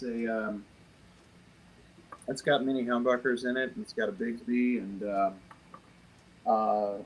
I got this by chance. There was on Carter Vintage is a great guitar store here in Nashville that I have a great relationship with, and they had an old, I think it was an old Harmony or something that was on their website that I wanted to check out, and I called or texted Christy Carter and said, hey, I think I'm interested in this guitar, could I check it out? And she said, yeah, sure. During the pandemic, the store is still closed to the public, but you can like do curbside stuff. And so I drove there with my daughter to go pick it up and see if I dug it or not. And I got there, and apparently that guitar wasn't there. It was sold or something. And but I was there, and I was like, "Well, do you have anything else that you think is cool?" And so the guy there's like, "Oh man, there's this Silvertone here that might be cool." And I was like, "Yeah, sure, I'll try it." I was kind of bummed, and yeah, I got home and I checked it out, and I just freaking love it. It's amazing. I really haven't done much to it. You know, I put some. One thing that I will share with your viewers is as I've kind of gotten into the pawn shop guitars in a big way. Normally, with old guitars, you want to leave pots alone, like an old Gibson or something like that. You pay big money, you know, to have those old pots and old caps. But with the pawn shop guitars, Silvertones, Airlines, K's, Tyscos, that kind of thing. It's actually really good to put good pots in them. And in particular, what I've kind of found that I like doing is putting 500K pots instead of 250 because it sort of brightens them up a bit and sort of takes a blanket off them. You know, so I did that to that, and also I've got this old weird K craft that I love a lot, which I've been using a bunch, which I did it to this too. But yeah, but I love that thing, and I if you would have told me 6 months ago that I'd be in love with a cheap ass Silvertone guitar from the '60s, I would have been like, yeah, right. Yep. But I love the damn thing. So just stay open, you know. You just never know what's gonna come across you that like inspires you. You know, you just never know. You got to be open though. Can you see yourself playing a Floyd Rose guitar? Nope. But you never know. Yeah. You never know. I don't see myself playing that ever, but you never know. I mean, you just don't. Yeah. You know, who knows? I'm calling you, David. If I do though, Yeah, I have plenty of them. I'll be like, Plenty come of on, man, let's do this. I've got another one coming by Saturday. It's crazy. That's awesome. Anyway, real quick, I just want to say hello to my mom who's here, Beverly Cooper Torres, and my beautiful wife, Desiree Dornan, is here. Yes, I call her my wife, even though she's my fiance. That's fantastic, man. Yeah, yeah. So let's see some more guitars real quick. I know I don't really want to. Okay. I don't really want to do the gear thing too much, but you know, I think people would like to see what you're playing. Yeah, no. Well, all right. So I've got the Silvertone, and then I just mentioned this thing, this old custom craft, which I really like, which is sort of a 60s K thing. These are pretty rare, actually. It turns out this was actually a gift. That's very cool. Yeah, I saw one of your last videos that you mentioned that someone had given you that, a fan of Yeah, yours. just I love the dang thing. Like it's one of my favorite instruments. And then I've got this old ES5. Oh wow! Yeah, I saw you play that. That sounds amazing. Now, what strings do you have on? Are they flat wounds? Yeah, and it's flat wounds are an interesting conversation because all flat wounds sound different, whether you're talking about a guitar or a bass. And labellas to me are the best. Like normally with strings, I don't really get that deep because they're just fucking guitar strings, right? Yeah. But you know, it's like whatever ones are not broke. But with flat wounds, I've noticed on bass in particular that like other brands flat wounds, if you put labellas on, which is obviously what Jamerson, Duck Dunn, and every great, you know, Chuck Rainey, every great bass player back in the old days used, labellas have this weird sub frequency to them that the other ones don't. I don't know why. It doesn't make sense to me. But and then with guitars, I noticed because again I was using like other brands, and during the pandemic here, you know, we just, you know, we got more time on our hands than we should. So we start doing stuff that I would never do under normal circumstances. Like, oh, let me try some different flatwounds on the ES5, and I found that just like the bass, the labellas sound a lot better. They sound a lot more woody and like what they're supposed to be, you know. And this is a fairly rare one. This actually a double stinger is what they call it.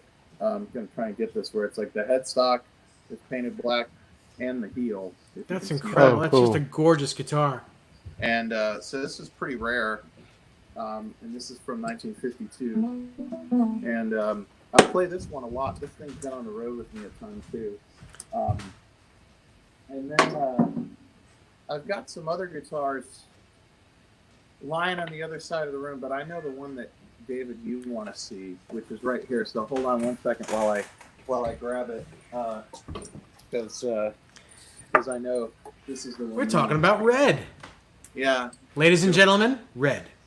ladies and gentlemen, Red. Here she is, all beat up and nowhere to go. And but yeah, and so I pulled Red out. I hadn't used Red much the last few months since I got the Silvertone, and I just pulled Red out just a few days ago. I used her on my live stream last week, and I did a virtual festival thing last night, and I used Red, and great to play her again. But it's weird because there's certain things like I'm so used to playing the wood bridge guitars that playing a guitar that has a normal bridge, you know, a tunematic like this, it was funny because it's like, you know, they obviously respond very differently, and you know, this is like way brighter than the other guitar, and so it was just kind of interesting, like having like a moment playing this instrument and being like kind of relearning it. Which is another thing. I was talking to a buddy of mine recently who was very amused that I wasn't playing Red that much as of late, and he was like, well, when you do pull Red out, it's going to be a really great experience, because there's nothing better than when you pull out a guitar that you haven't played in a while and go, man, this is great.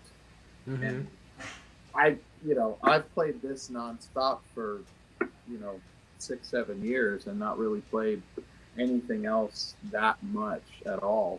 So it was great. It's been great to have that experience with this guitar, you know, that I know so well, you know. Yeah. So. One thing I'd like, maybe I could suggest to, if you want to kind of make that guitar sound like the old Woodbridge ones, maybe try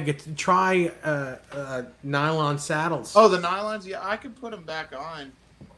Did that come with it? Did they come on 62? Did they come on that guitar? Yeah, that's what came on here, and I have the bridge because the original. So this one came with a Bigsby on it, and the original bridge, you can't use that bridge with a stop tail because it's rounded on the underneath. Right. To work with a Bigsby. So I have that, and I could easily take the original saddles out and put them in this. And I don't know. You never know. That could be a great late night project that we all love. Mm-hmm. I think actually you can get the whole bridge with the nylon saddles these days. Oh, there's yeah. a while that you couldn't buy it like this. You couldn't buy that bridge that.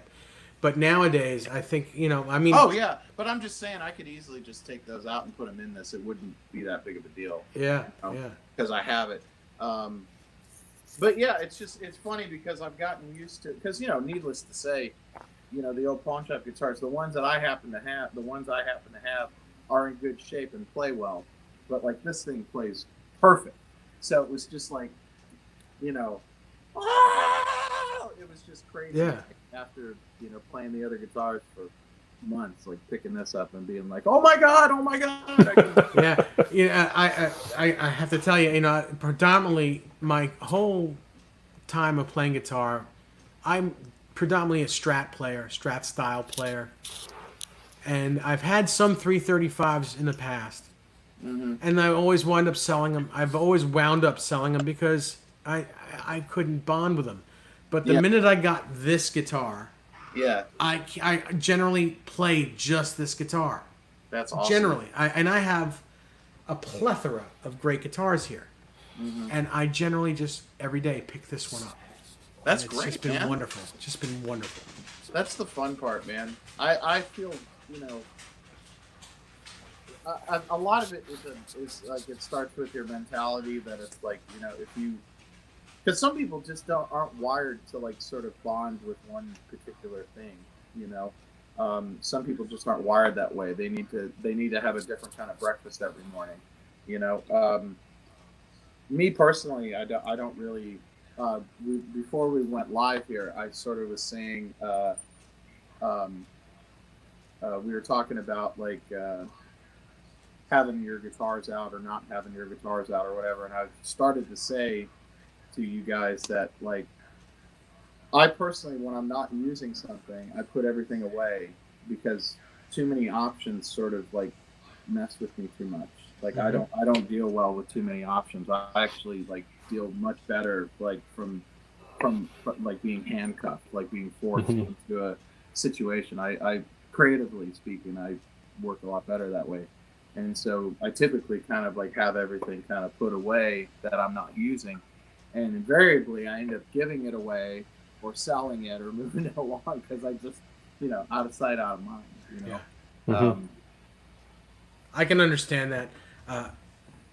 Unfortunately, at this house, there's no room to put anything away. There's just no room. You know, there's more room for them to be on walls and stuff than there are for them to be in closets. Understood. I'm the same way. I generally keep 3 guitars out, maybe at a time, in a small rack, and then as I'm going through the rack, if there's one that isn't getting a lot of attention, you know, I'll switch it out for something else. But I'm like you know, too many options really kind of seem to be an inhibitor for me. Yeah, it just messes with my head, man. It just messes with my head. Like I need, like I much prefer, you know, like all right, this is what I got. I'm gonna get to it, you know. So, Ty, while we're on the discussion of gear and guitars, why don't you let JD check out the daughter of Candy? Well, I will. I'll do this. I'm traveling this week, so I am obviously I'm in a different location than normal. I'm actually on vacation this week, and on the coast enjoying some sunshine and salt water. But I always travel with a guitar, and I brought this one because JD has spent time with the original. Spent a lot of time with the original. Yeah. So that's crazy, man. I can't afford a 5960s burst, the real thing. No one can. But Not anymore, anyway. But I have a replica. It's built by Joe Nags, and the viewers have seen this guitar before. But this is a replica of Candy, JD. Supposedly, yeah. I see it. Supposedly just down to all the dings. Oh man, I put a ton on it. and that's awesome. It's a great guitar, you know. It's I love this guitar. I prefer Les Pauls. Love single cut guitars. Yeah. And supposedly Seymour Duncan even reverse engineered the pickups to sound like the original. But this is just such it's a great guitar because the color is like spot on, and the flame. It's impressive that they actually found a piece of wood that's that similar, because the Candy is very, as they call, chevron when it comes to how the flame goes out like that. I know it all too well. That is really cool, man. It's a really, really nice guitar. It's a great instrument, and it makes me want to play it all the time. So yeah, man. It really is fun to have. Love the neck shape, and Joe Nags, I think they made 11 of these. Oh, cool. And this one is number 7. So wow. Yeah, fun guitar. Man, that's awesome, man. Fun guitar. Yeah, it's been years since I've seen Candy now. I don't know how. I guess it was 2016, I suppose, probably, or 17. Yeah, Like something like that. That's where I remember you. I remember watching you play it all the time. Anyway. Yeah, I had it for several years, and the guy who owned it at the time was obviously way kinder to me than he should have been, and it was an incredible honor. And also, I would say, like, it's funny to me. It's even more funny to me now because, like, you know, when we were first starting to tour, and it's not like I'm playing like, Carnegie Hall now, but I'm playing slightly better places than I used to, and they're still funky because that's where a guy like me belongs. But it was it's just hilarious to me now to think, like at the very very beginning of touring with the trio, with the band at that time, the Marshall clad psychedelic outfit Simo, and we roll up to these freaking shitholes, man, and with old Marshalls and a burst. I just can't believe it. It's just so funny. It's hilarious to me to think about. 'Cause you were playing a 68 Super Lead. Yeah, most of the time. Yeah. Most of the time, I had a sort of a. I had several, man. I moved them around. I was really into it, so I was, and that's also, like, I will say, like, there's a rig rundown I did for Premier Guitar that is right in the middle of that era, which is like, you can see, like, I am the most down that rabbit hole at that moment. Like, I remember watching it. Yeah, the purple Tolex head. Yeah, and so that was the main one. Yeah, it was a 68. It was like a transitional 67, 68. And then I had a 69 50 water that I had out with me. I had a myriad of sort of custom build things that I traded out from time to time. And then the one that I actually kept, that I still have, that's actually here behind the camera, is a early 69. That was the one that I ended up keeping after I kind of quit using them. That was the one that I've held on to because it was really great. And but there are no two Marshalls that sound the same, just like there's no two guitars that sound the same. Marshalls are very, very, very they're very all over the place. Very all over the place.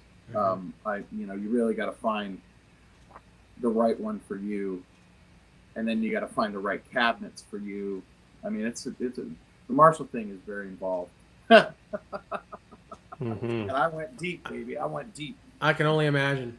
I remember having a newer, like 1959 Plexi head and a 212 cabinet, going into small bars and just bringing them in, they would say I was too loud.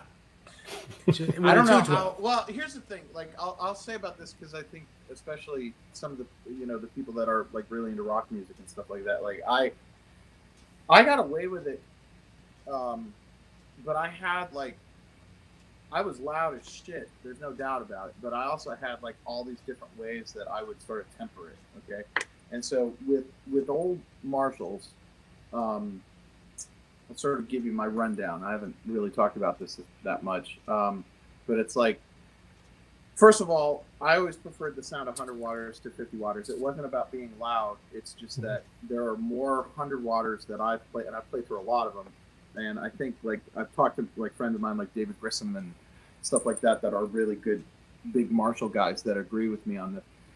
There are more 100 waters for whatever reason that sound good than 50 waters. 50 waters become more desirable because they're less wattage. And in most cases, vintage 50 waters from the late 60s and early 70s generally bring more money. But there really is only a couple 50 waters I ever played through or heard that were really, really, really, really great. 100 waters, there's tons of them, but they're all different. So where I ended up at the end, like the last year that I was doing it, was I was into using 100 waters with 2 output tubes poled, which you have to go in and rebias the amp, and you have to use you have to cut your ohmage in half if you do that. Okay, so like if it's a 16 ohm cab, you're gonna run it at 8 ohms. Okay, and that knocks so pulling the 2 tubes knocks down the decibel level considerably. Several dB at least, maybe 3 or 4 dB. And then I had multiple old basket weave cabinets. And cabinets, old Marshall cabs, again, you can line 12 of them up, and they're all. It's just like it's almost frustrating how different they sound. Which is why guys like my buddy David Grissom in Austin, Texas, or Eric Johnson, or why certain guys, it's like they went through tons of cabs and they found the cabs that were like their cabs, and they never get rid of them. Okay, because it's like it's hard and it's expensive and it's time consuming and it's frustrating, and so I eventually ended up with a couple of really good cabs, and they were all very different from one another. I had one that was like the best sounding cab, but it was really loud, like it was really efficient. And then I had one that wasn't the greatest sounding, but it was really quiet for whatever reason. It was like really like dampened, okay? And then I had one that was sort of in the middle that was sort of bridged the gap between those two. And so like, if we were outside, if we were playing an outdoor festival or something like that, it's like, okay, I could go guns a-blazing and use, the really good loud cab, or, whatever. So I'd use the appropriate cab. And then from there, are you still with me? Are you bored yet? No. This is the meat and potatoes. So then I had different cables, okay? I had different cables. I had like old real coil cables, like not the ones we buy nowadays that are good cables and stuff. But I had old cables, and some of them had like more, I guess the word is capacitance or whatever, but it's like certain ones like cut more high end off and more shrillness off than the others, okay? So like I had different cables, and then from there, I would usually, even if we were outdoors or playing a big venue, I would usually point the cabinet like sideways, because Marshalls are incredibly directional, okay? Because they're closed back.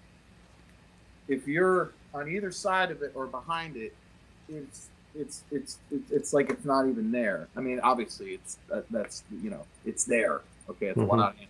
But the point being is that like they're so directional that it's like you can point them away from the audience or back towards a wall or something like that, and it makes a gigantic difference.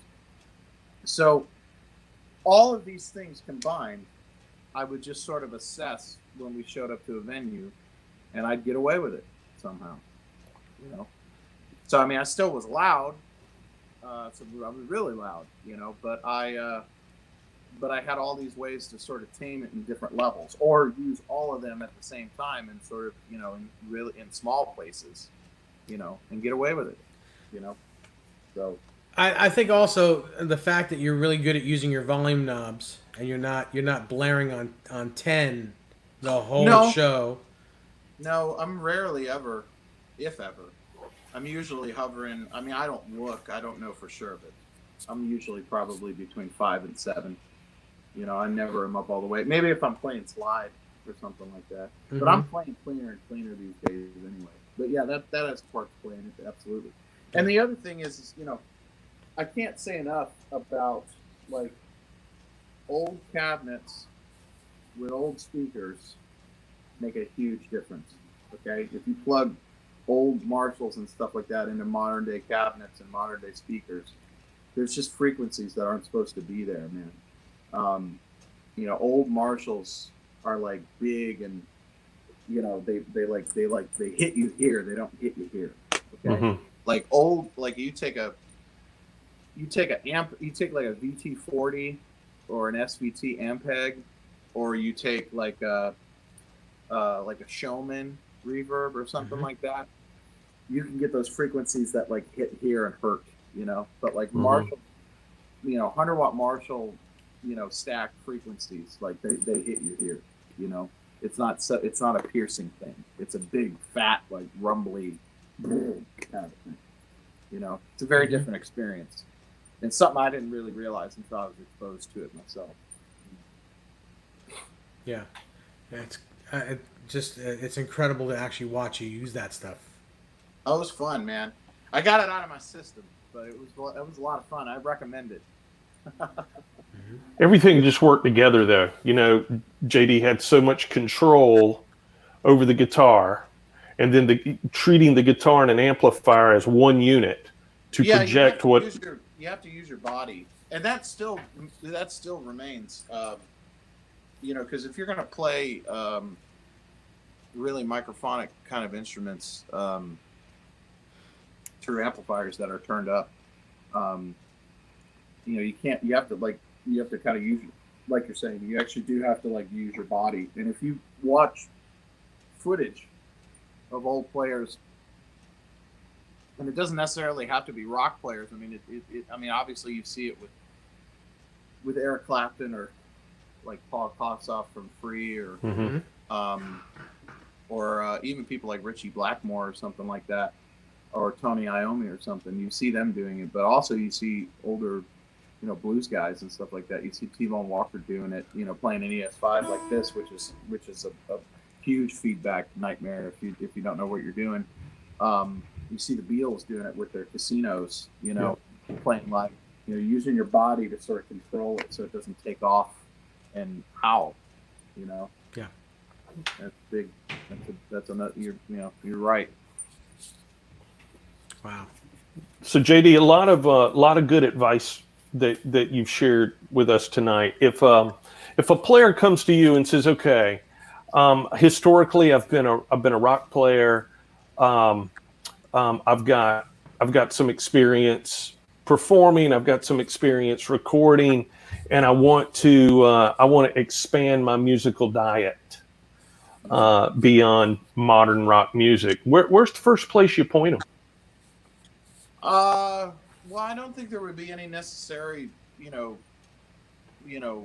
I would talk to them further and sort of investigate. Well, it's like, what do you dig, And so it's like, okay, if you dig Metallica,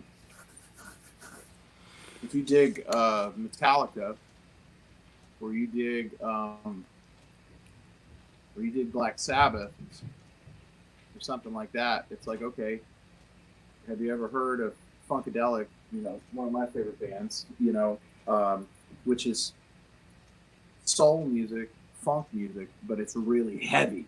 There's a lot of buzz and there's a lot of trippiness, something that someone who's into hard rock would dig, and then sort of go from there. If it's somebody that was into what's a good example? Like if it's somebody that really liked Guns N' Roses or something like that, I might say, well, have you ever heard of the Stooges? Have you ever, why don't you check out Raw Power, Iggy Pop's first record with the Stooges, or I might turn them on to the Clash or something like that. That's like very aggressive, very kind of angular and angry, and with a lot of emotion.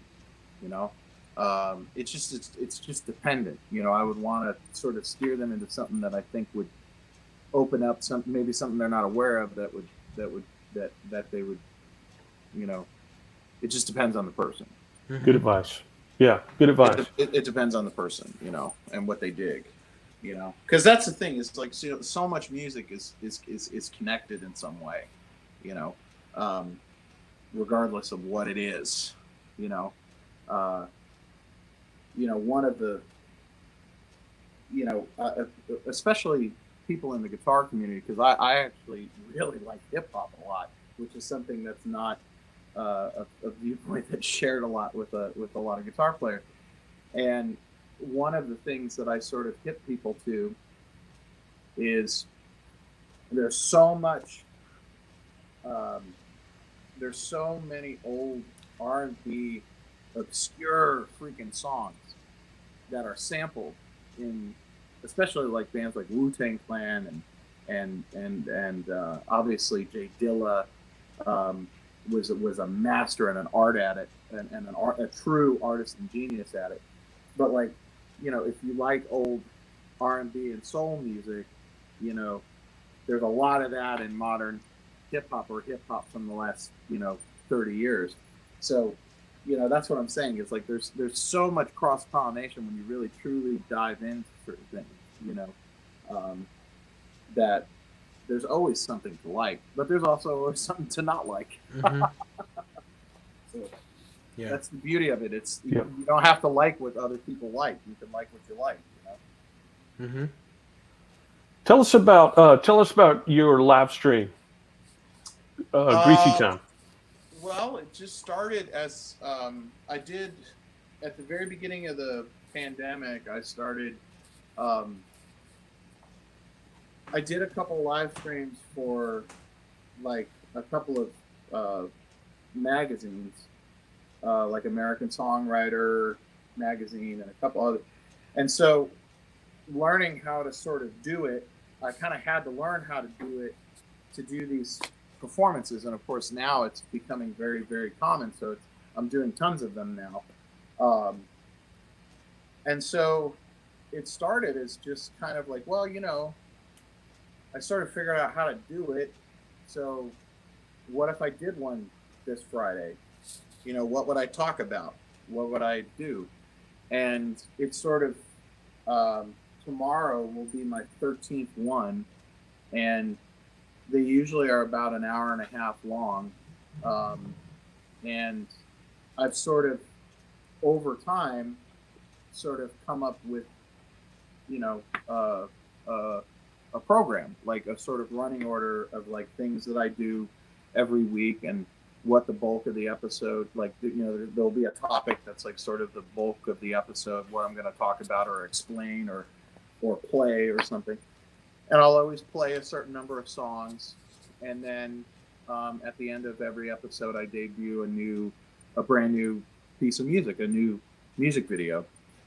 Which generally is something that I wrote and recorded in some cases 24 hours before. And it's just become something really fun that it wasn't something I planned on doing. It wasn't something that I really thought about doing ever.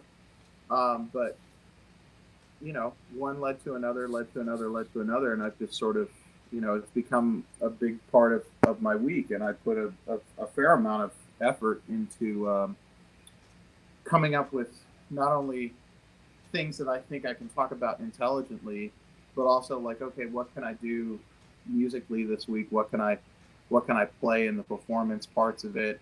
And it also gives me an outlet of, I'm a voracious music listener, so I can spotlight a certain number of what I call records of the week, where I can talk about what records I've been listening to a lot that particular week, which then people can then go and stream them and listen to them,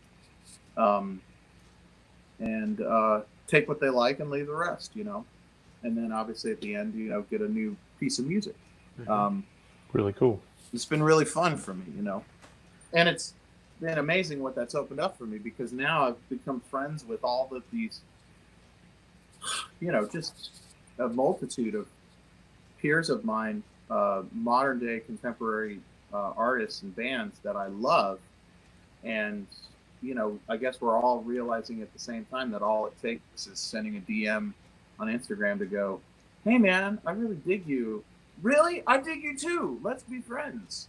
Let's do something, and it's that That's easy, That's really cool. Kind of like this. I mean, David, you just sent me a message and it's like, hey, let's do it. Yeah. The first time I I texted you or I private messaged you on Facebook Messenger maybe a few years ago, and I told you about the first time that I saw you, and you answered me like really quickly, and Oh, we okay. we talked for a little bit, and then I was like, well, all right, it's cool. Let me leave him alone. I don't want to overstep. So, but now that we have this show, it just made sense to contact you, and I'm glad that we have this relationship and friendship now. It's really cool. Absolutely, man. Absolutely.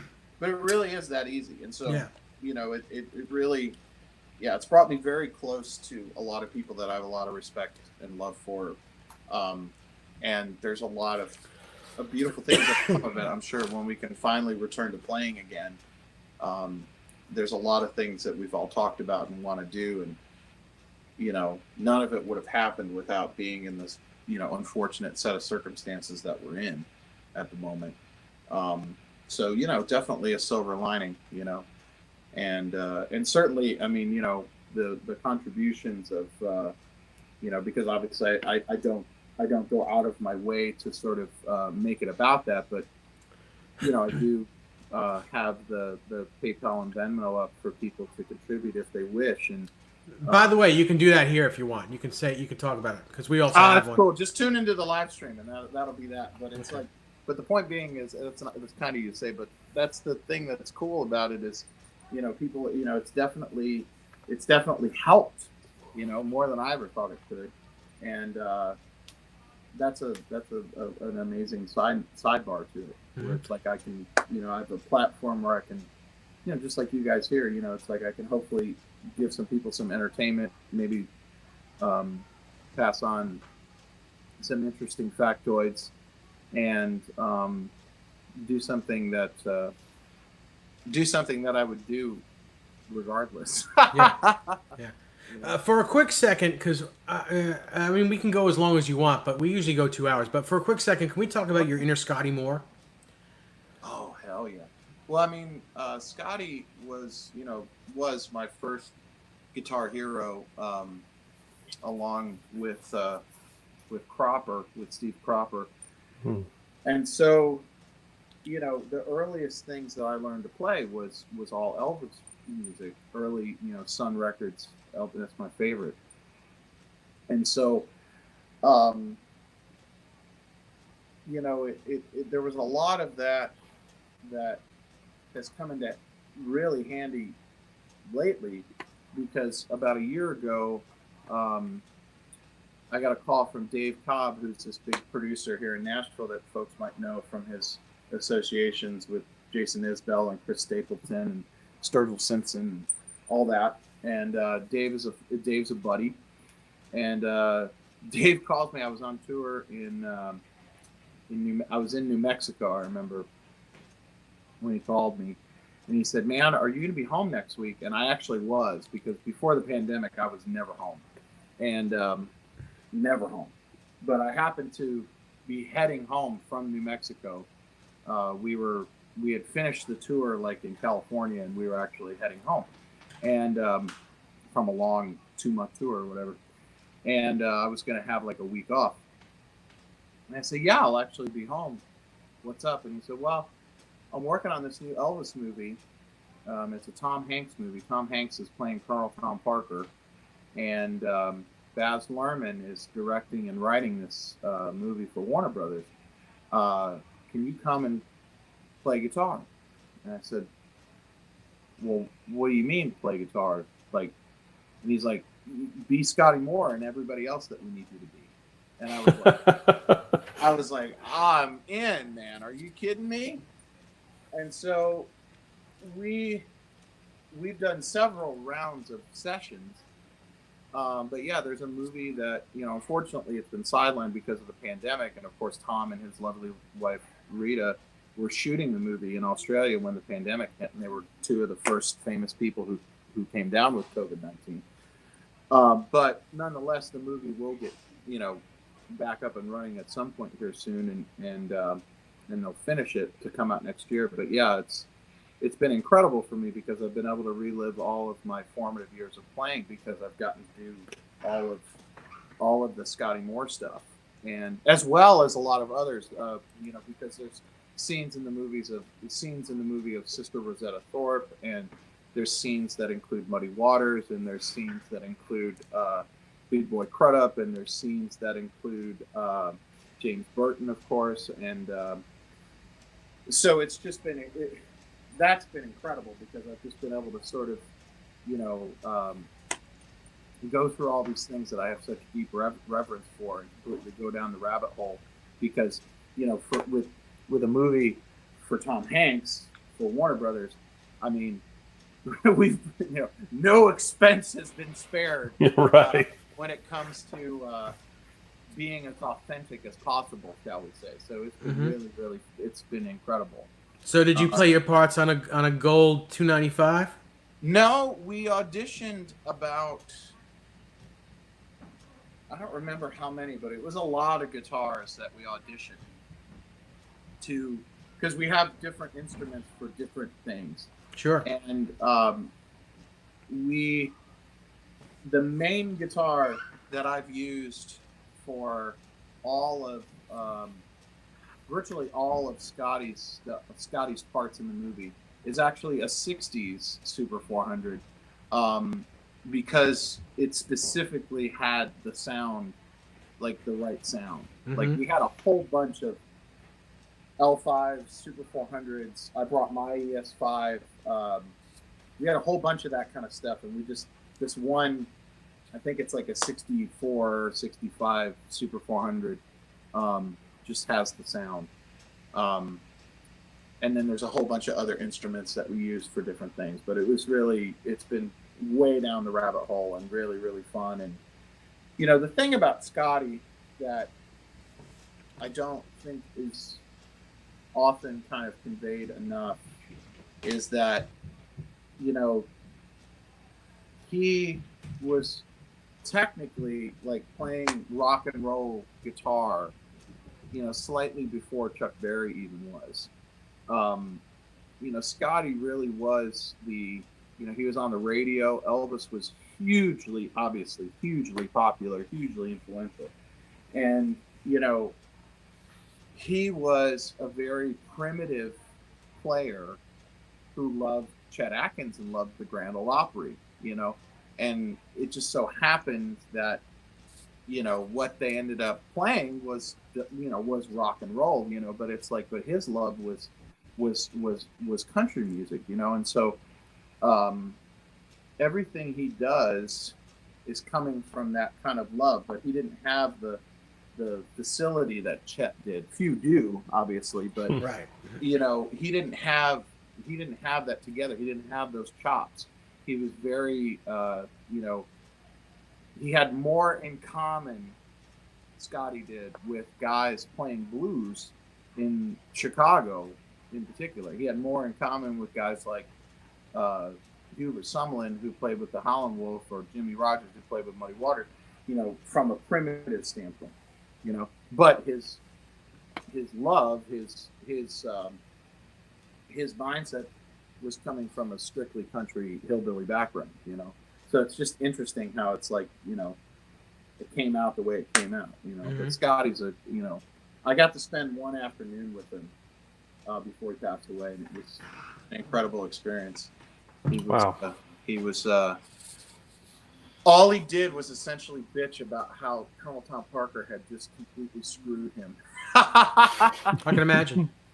How you know, Elvis was making millions and millions of dollars, and him and Bill Black and DJ Fontana were, you know, making $25 a week, you know. And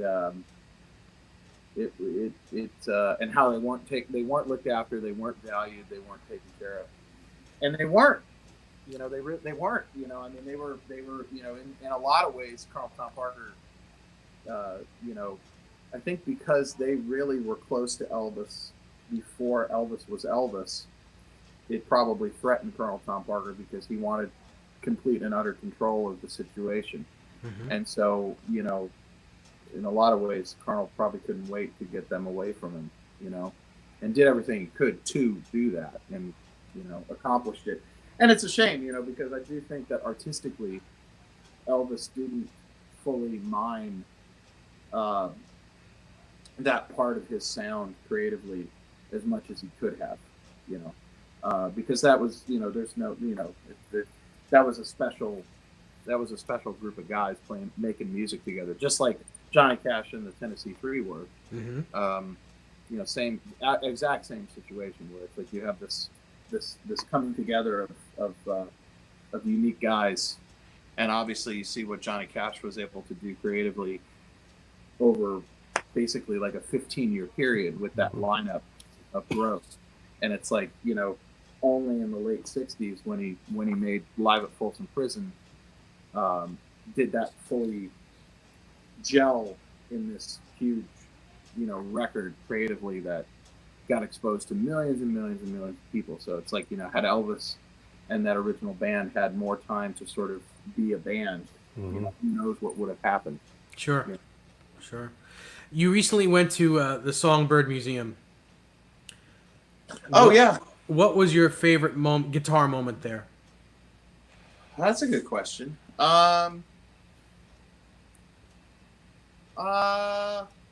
Probably seeing Don Rich's Sparkle Telecaster. Oh, that's cool. From Buck Owens. Gorgeous. Yeah. Because it was just like, wow, there it is. That was that, and the Wanda Jackson, her old pink Stratocaster. It's like a '56 pink Stratocaster. That was made for Wanda Jackson. Is there, and those are two things iconically that I just was like, oh my god, you know.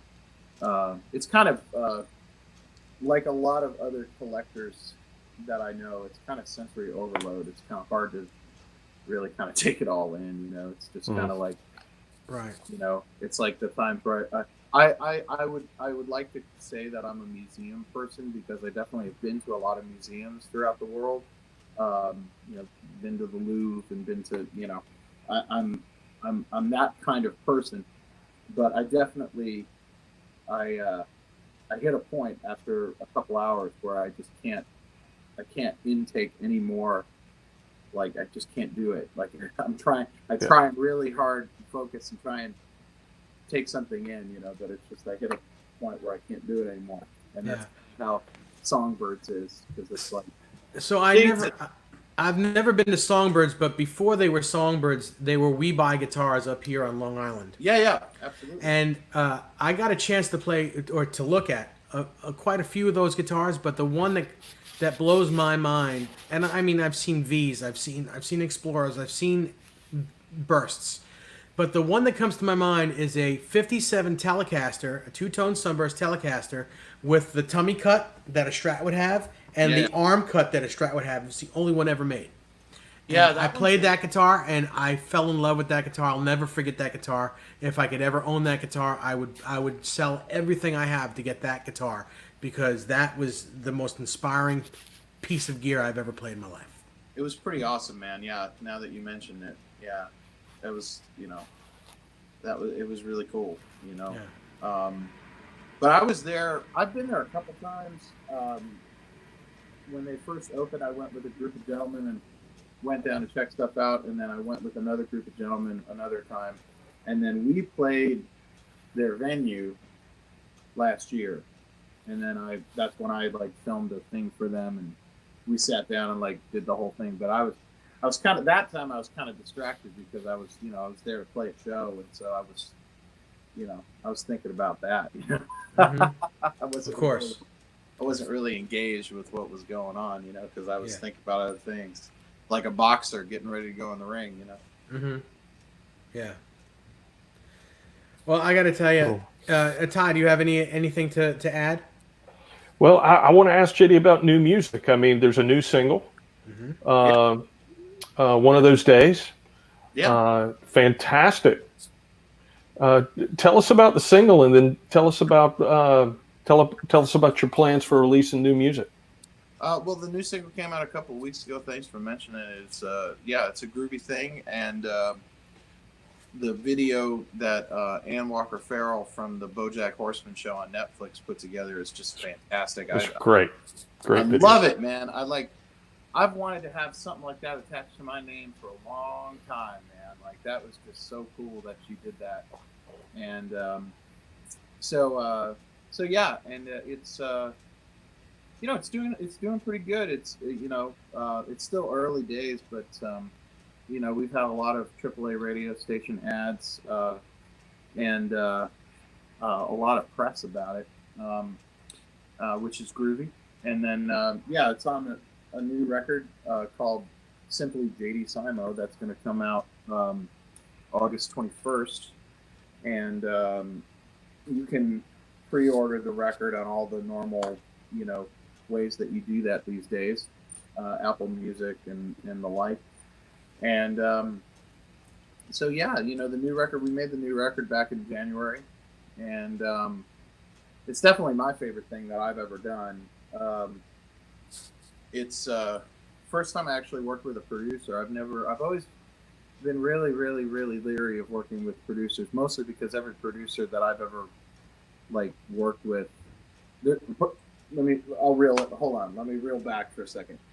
The majority, when I was a session musician, there were only a handful of producers who really, really, really actually made an impact on what was going on. Okay. And most of them were blowhards that all the musicians in the room did all the work and they took the credit for and got paid while they were just sitting there drinking coffee. And so I had a sort of professional disdain for the concept of a producer.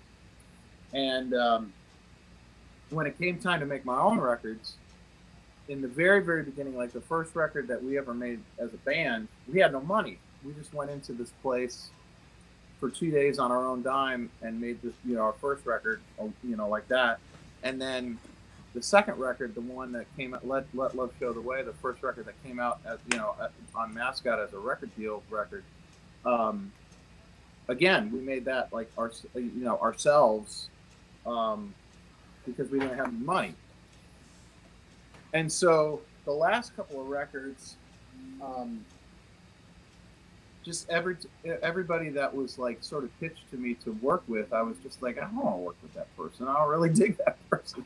And I just as soon do it myself if I can't work with somebody that I really dig, And so on this last one here, I was able to work with this guy, Eddie Spears, who is coming off a big thing, the last Brandy Carlisle record, and he did the Star Is Born soundtrack with Lady Gaga, and he's really hot, and he's my age, and we've known each other for about 10 years, and I've always wanted to work with him, and so he came in and we just he fucked my shit up, man. It was great. No, because it was I respected him a lot, and we come from similar places but very different influences, and he's British, I'm American, I'm very American, and we had a great time. We made something that is really indicative of I think who I am, which is an amalgam of all these things. The record is not one thing. It's a lot of people who've listened to it, to review it, and people who work for the publicist and all that kind of stuff. A lot of people have sort of said, "Oh, it's kind of like the White Album. It's kind of White Album-ish," and that's absolutely not what I was thinking or what we were thinking. But I see why multiple people have said that, because it is. It's very it all works together, but it's not. It's not a blues record. It's not a rock record. It's not a soul record. It's all of that, and it's. I'm very proud of it. We worked really, really hard on it, and I can't wait for people to check it out, because it really turned out great, and I'm very critical of myself. Yeah, it's fantastic. The vocal performance on the single's just outstanding. Thank you, man. Just outstanding. Singing a falsetto, man. Big guy like me, I got a lot of air. Well, you did it with a lot of style. There's a lot of style behind that falsetto. Well, thank you. Good stuff. I love it, man. So yeah, so that's coming out, and then every week, we're putting out new stuff on the live stream every single week, and sometimes more than one. And there's multiple collaborative efforts that are underway with me and several of my friends, other artists, because we're all sitting around sort of doing the same thing, being creative and going, hey man, if I send you something, can you do, well, if you do that, then you got to do it for me, that kind of thing. Yep. Yeah, and so sure. there's a lot of that going on, which is awesome because all of us would be normally too busy to do such nonsense. Mm-hmm. But like now it's like, it's like, absolutely, I'll gladly spend an afternoon doing something for you. That's a good silver lining in this pandemic, because you wouldn't, again, like you said, there's no way any of you that are touring musicians and recording artists would be able to do that for each other. No, not at all. And it's like a daily occurrence now. It's crazy, man. Also, it'd be very hard for us to get guys like you on here. Oh, no, all I got to do is ask, baby. Well, thank you. Will Van Hansolo asks if you still have the RS Guitar Works telly. No, I don't. I don't actually. The guitar that I used for all my years with Don Kelly resides with probably my biggest fan from the Don Kelly band days. There's a guy named Martin from Switzerland who used to fly in from Switzerland multiple times a year to sit in Roberts all night for nights on end. And that guitar is now with him. Oh, that's cool. Because he spent, good Lord, I don't even want to know the amount of money he spent to come see me play with Don Kelly. And obviously when we tour over in Europe, he shows up quite a bit. He's a sweet, sweet, sweet man.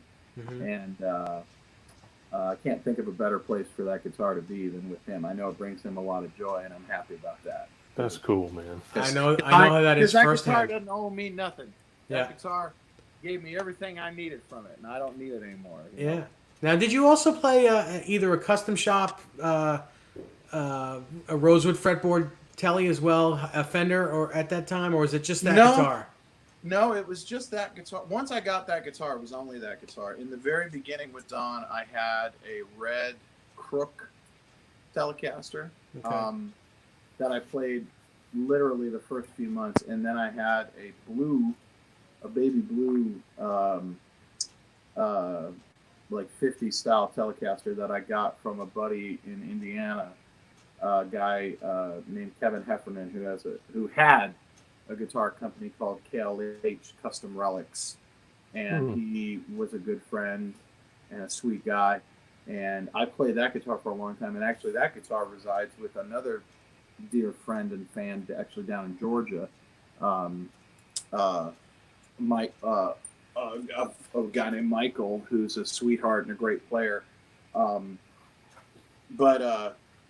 this is actually kind of an interesting point. I'll say this about those guitars. So I was playing that blue Telecaster. I love that guitar, and that was a great guitar.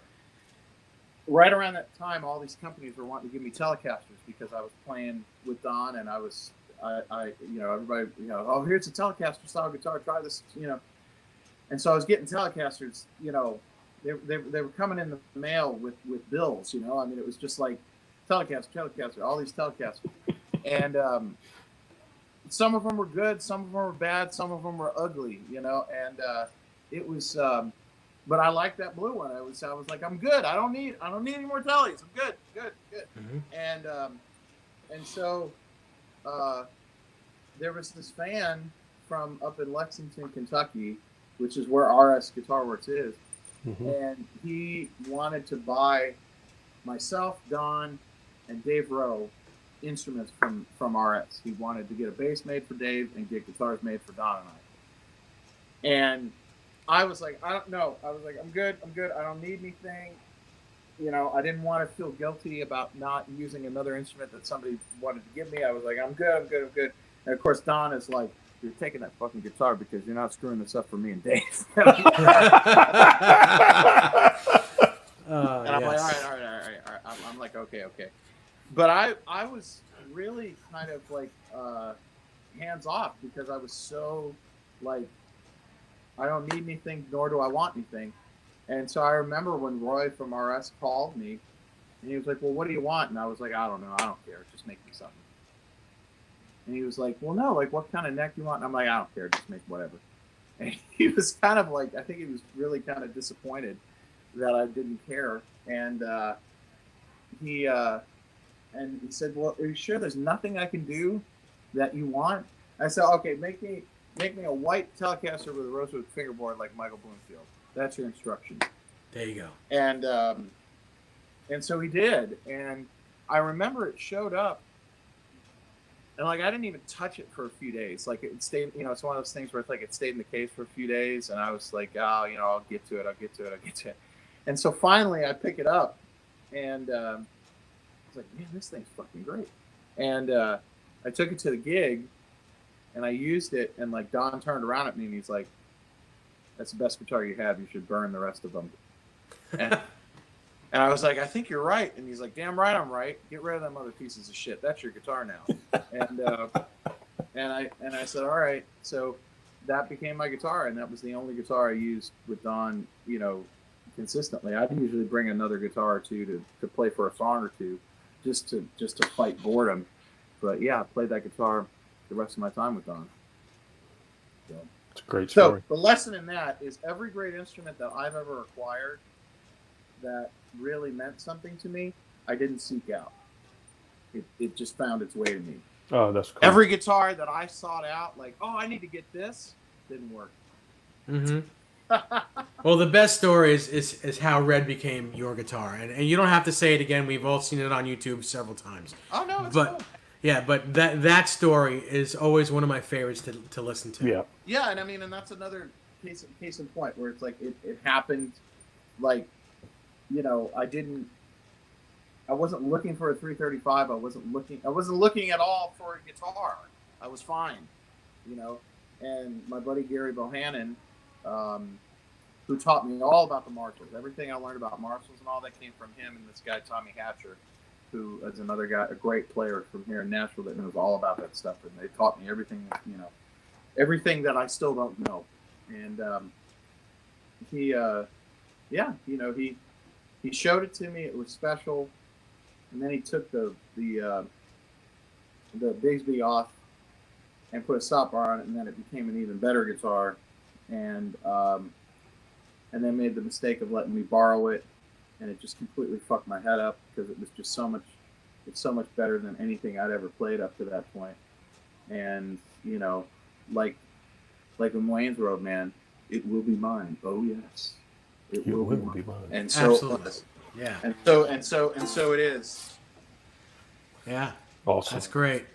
And the fact that you were able to find a mono 345 for him 2 weeks later. Well, that's the thing. I didn't find. I mean, it found me, man. Like, yeah. I mean, it's like I remember.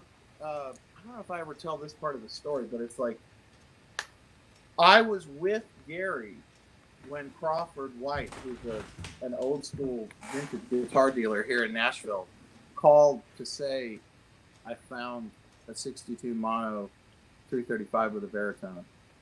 And I just remember the blood draining from Gary's face, because Gary, like, essentially had given me a deal that was, like, impossible, right? Mm-hmm. And then it happened, and he had to live up to his word, So, yeah. It's just like, I had nothing to do with that. It just happened. So when do you want me to go to the guy up here in New York and get that 345 back for you? Oh, man, he's a good man. He's a great guy. His name's Adam. And every time we play in the Northeast, he comes and hangs out. And he's brought that guitar several times. And at some point, not that you need me to do this for you, but one of the things that I do is I find guitars for people. Ah! That's one of the things that I do. You're a pusher. I just, someone says, "I need one of these," and then all of a sudden, I get one of them for that person. And I happen to be, not to pat myself on the back because, I don't know how I do it, but like every guitar that I find happens to be like the best one of that type of thing. It's ridiculous because every time I get something for someone, oh my god, I've played so many of these and none of them is this good. Hey man. I don't know how I do it. Hey man, the first one's free, man. The first one's free. No, they're none of them are free. No, I know. Wait till I send the bill. No, It's crazy. No, but Adam, the guy who's got it is great, and I've seen the guitar many times, and it's a great instrument. Obviously, really fucking rare, and someday, someday, and you're one of those guys, huh? You're one of those guys. Just happened. I'm lucky enough to. I mean, I've been in the business forever. I've played zillions of guitars. I know what's good and I know what's not good, like most of us do. But I mean, it's just I from working at Manny's Music forever. I worked at Guitar Center when it was great. How long did you work at Manny's? I worked from '95 to '99. Right on. And So like the last little bastion of when Manny's was Manny's. And it was and back then it was great to sell guitars. It really was. It was great to have guitars in the shop. I got most of my collection from back then, because back then when a guitar came in, you talk to Henry and say, Henry, can I have this one? Can I take this one? Yeah, just tell me what it costs. And you got a great guitar. You got to cherry pick what you wanted. Do you know Dan Courtney from Chelsea Guitars at all? No, I don't know. Yeah. Anyway, continue. So back then it was great to be a guitar salesman. I as many celebrities as you can believe walked into the store. I became friendly with most of them.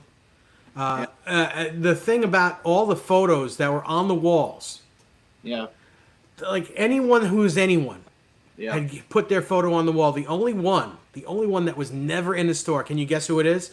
That had their photo on it but was never actually in that store? What, Hendrix? No, Hendrix was there. Hendrix was there all the time. Yeah, Elvis. Really? Elvis's picture, autographed picture was there. He was never in that store. Oh, well, that makes Colonel sense. Tom Parker was there and sent the picture. That makes sense. Yeah, that makes sense. Elvis wasn't ever really in New York. He was not a New York person in general. No. It's kind of weird to realize that, but Hendrix is there all the time. I'm sorry, what was wrong with me?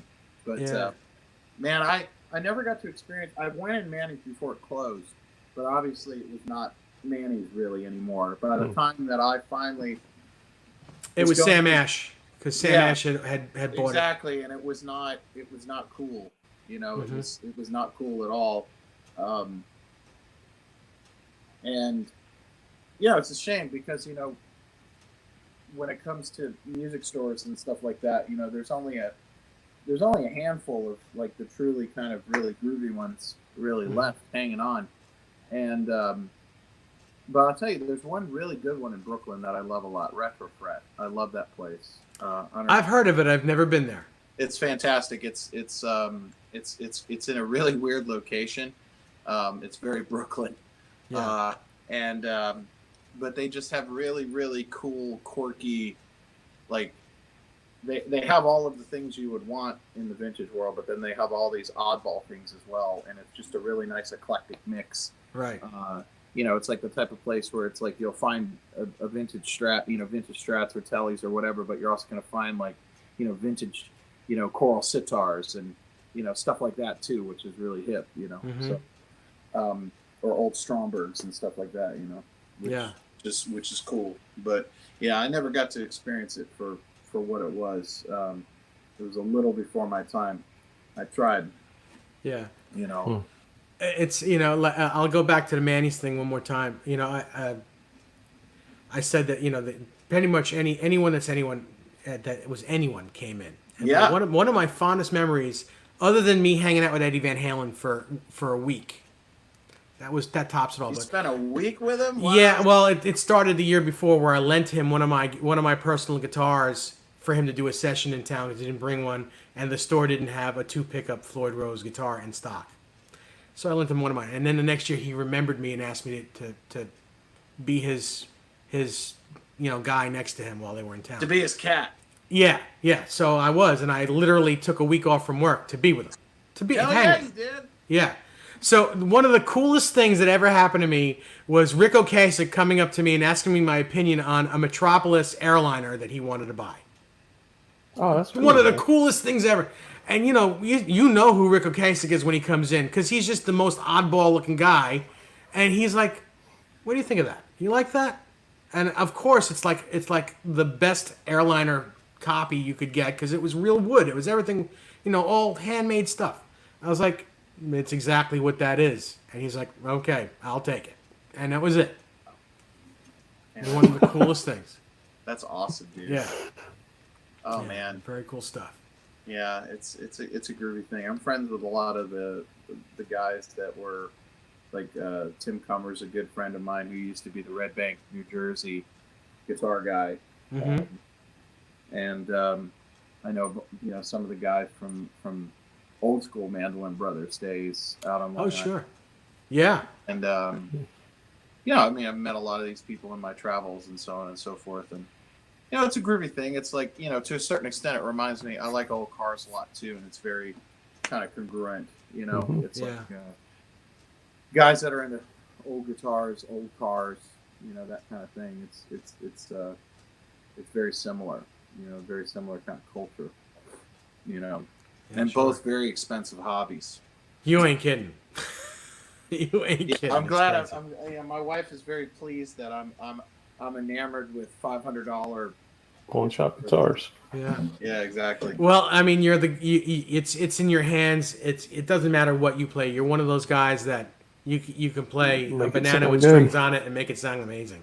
Yeah. Well, that's very kind of you. I do the best I can. That's all any of us can do. Yeah. Yeah. So JD, thank you so much for tonight. I hope that we can maybe do a part 2 at some point. Yeah, man. Anytime. Okay. Anytime.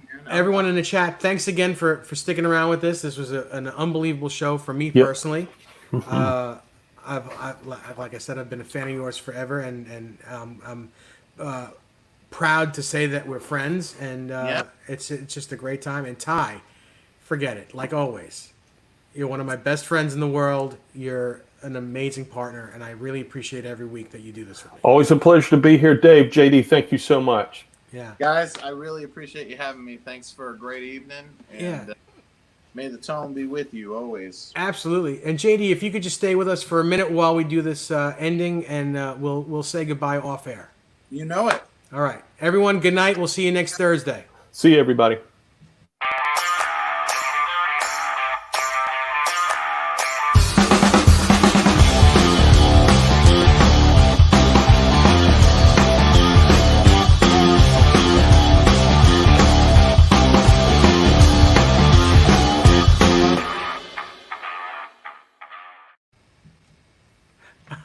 I'm still here.